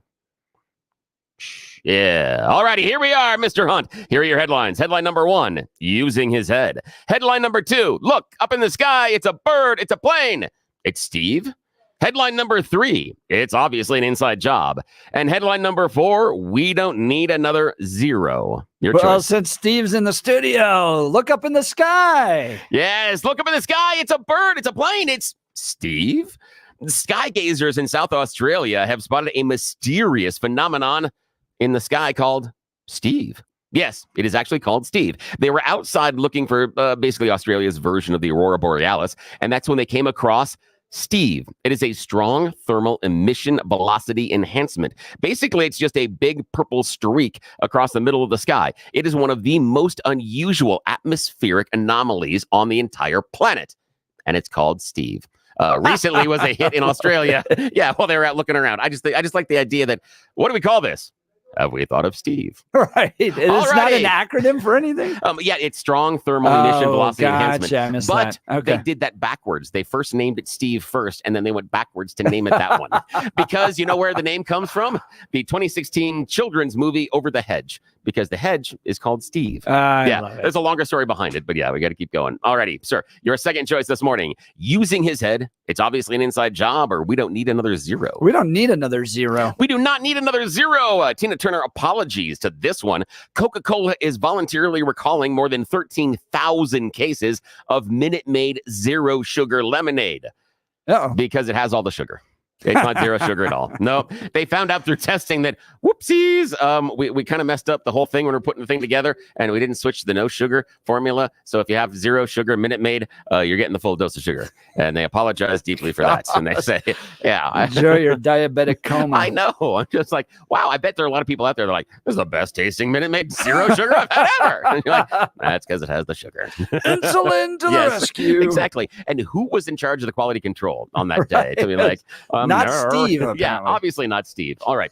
Final choice this morning, sir. Using his head, or obviously an inside job. Obviously an inside job. Yes, this is obviously an inside job. Who would have known that over at Twitter, the X's, that a vast majority of the misinformation is an inside job? Elon Musk, the chairman of X, has emerged as one of the leading sources of misinformation on his very own platform. In fact, he has more misinformation than things like, I don't know, the Russian news agency TASS, and even UK Prime Minister Rishi Sunak. Even controversial accounts like End Wokeness. He has more misinformation than them. What happened is Musk ranks 55th on the Community Notes leaderboard. It's a site that tracks X users who have received the most notes of That's misinformation. funny. I bet he loves that, though. Yeah. I bet it doesn't bother him. I know. It should, because if you're running a site and you're number 55 on the list of people that lie the most But on the I bet site, he's like, you know what? maybe I that's an got the issue. people to help. Maybe They'll that's an correct issue. it. Correct it. Do you He think fired all the quality control people? Do you think though that they get nervous community No. noting the boss? Oh, no. I think a lot of people do it just because it's the boss. But again, I mean, obviously, the whole thing about Elon Musk and, this is about free speech and this is going to be the town square, that's a bunch of crap, because Iran... I love X. It's great. No, but he's full of crap, though, because the Iran hacked the J.D. Vance dossier from the Donald Trump campaign. A reporter posted it on X. Musk tamped down. You can't see it. Took it down. And then he also suspended the reporter. The debate What happened continues to the free all the way speech? to the very end of the show. You're listening to the Jeff and Bill Denver's Show. Talk Leader, News Talk 710, KNUS. Have a good day.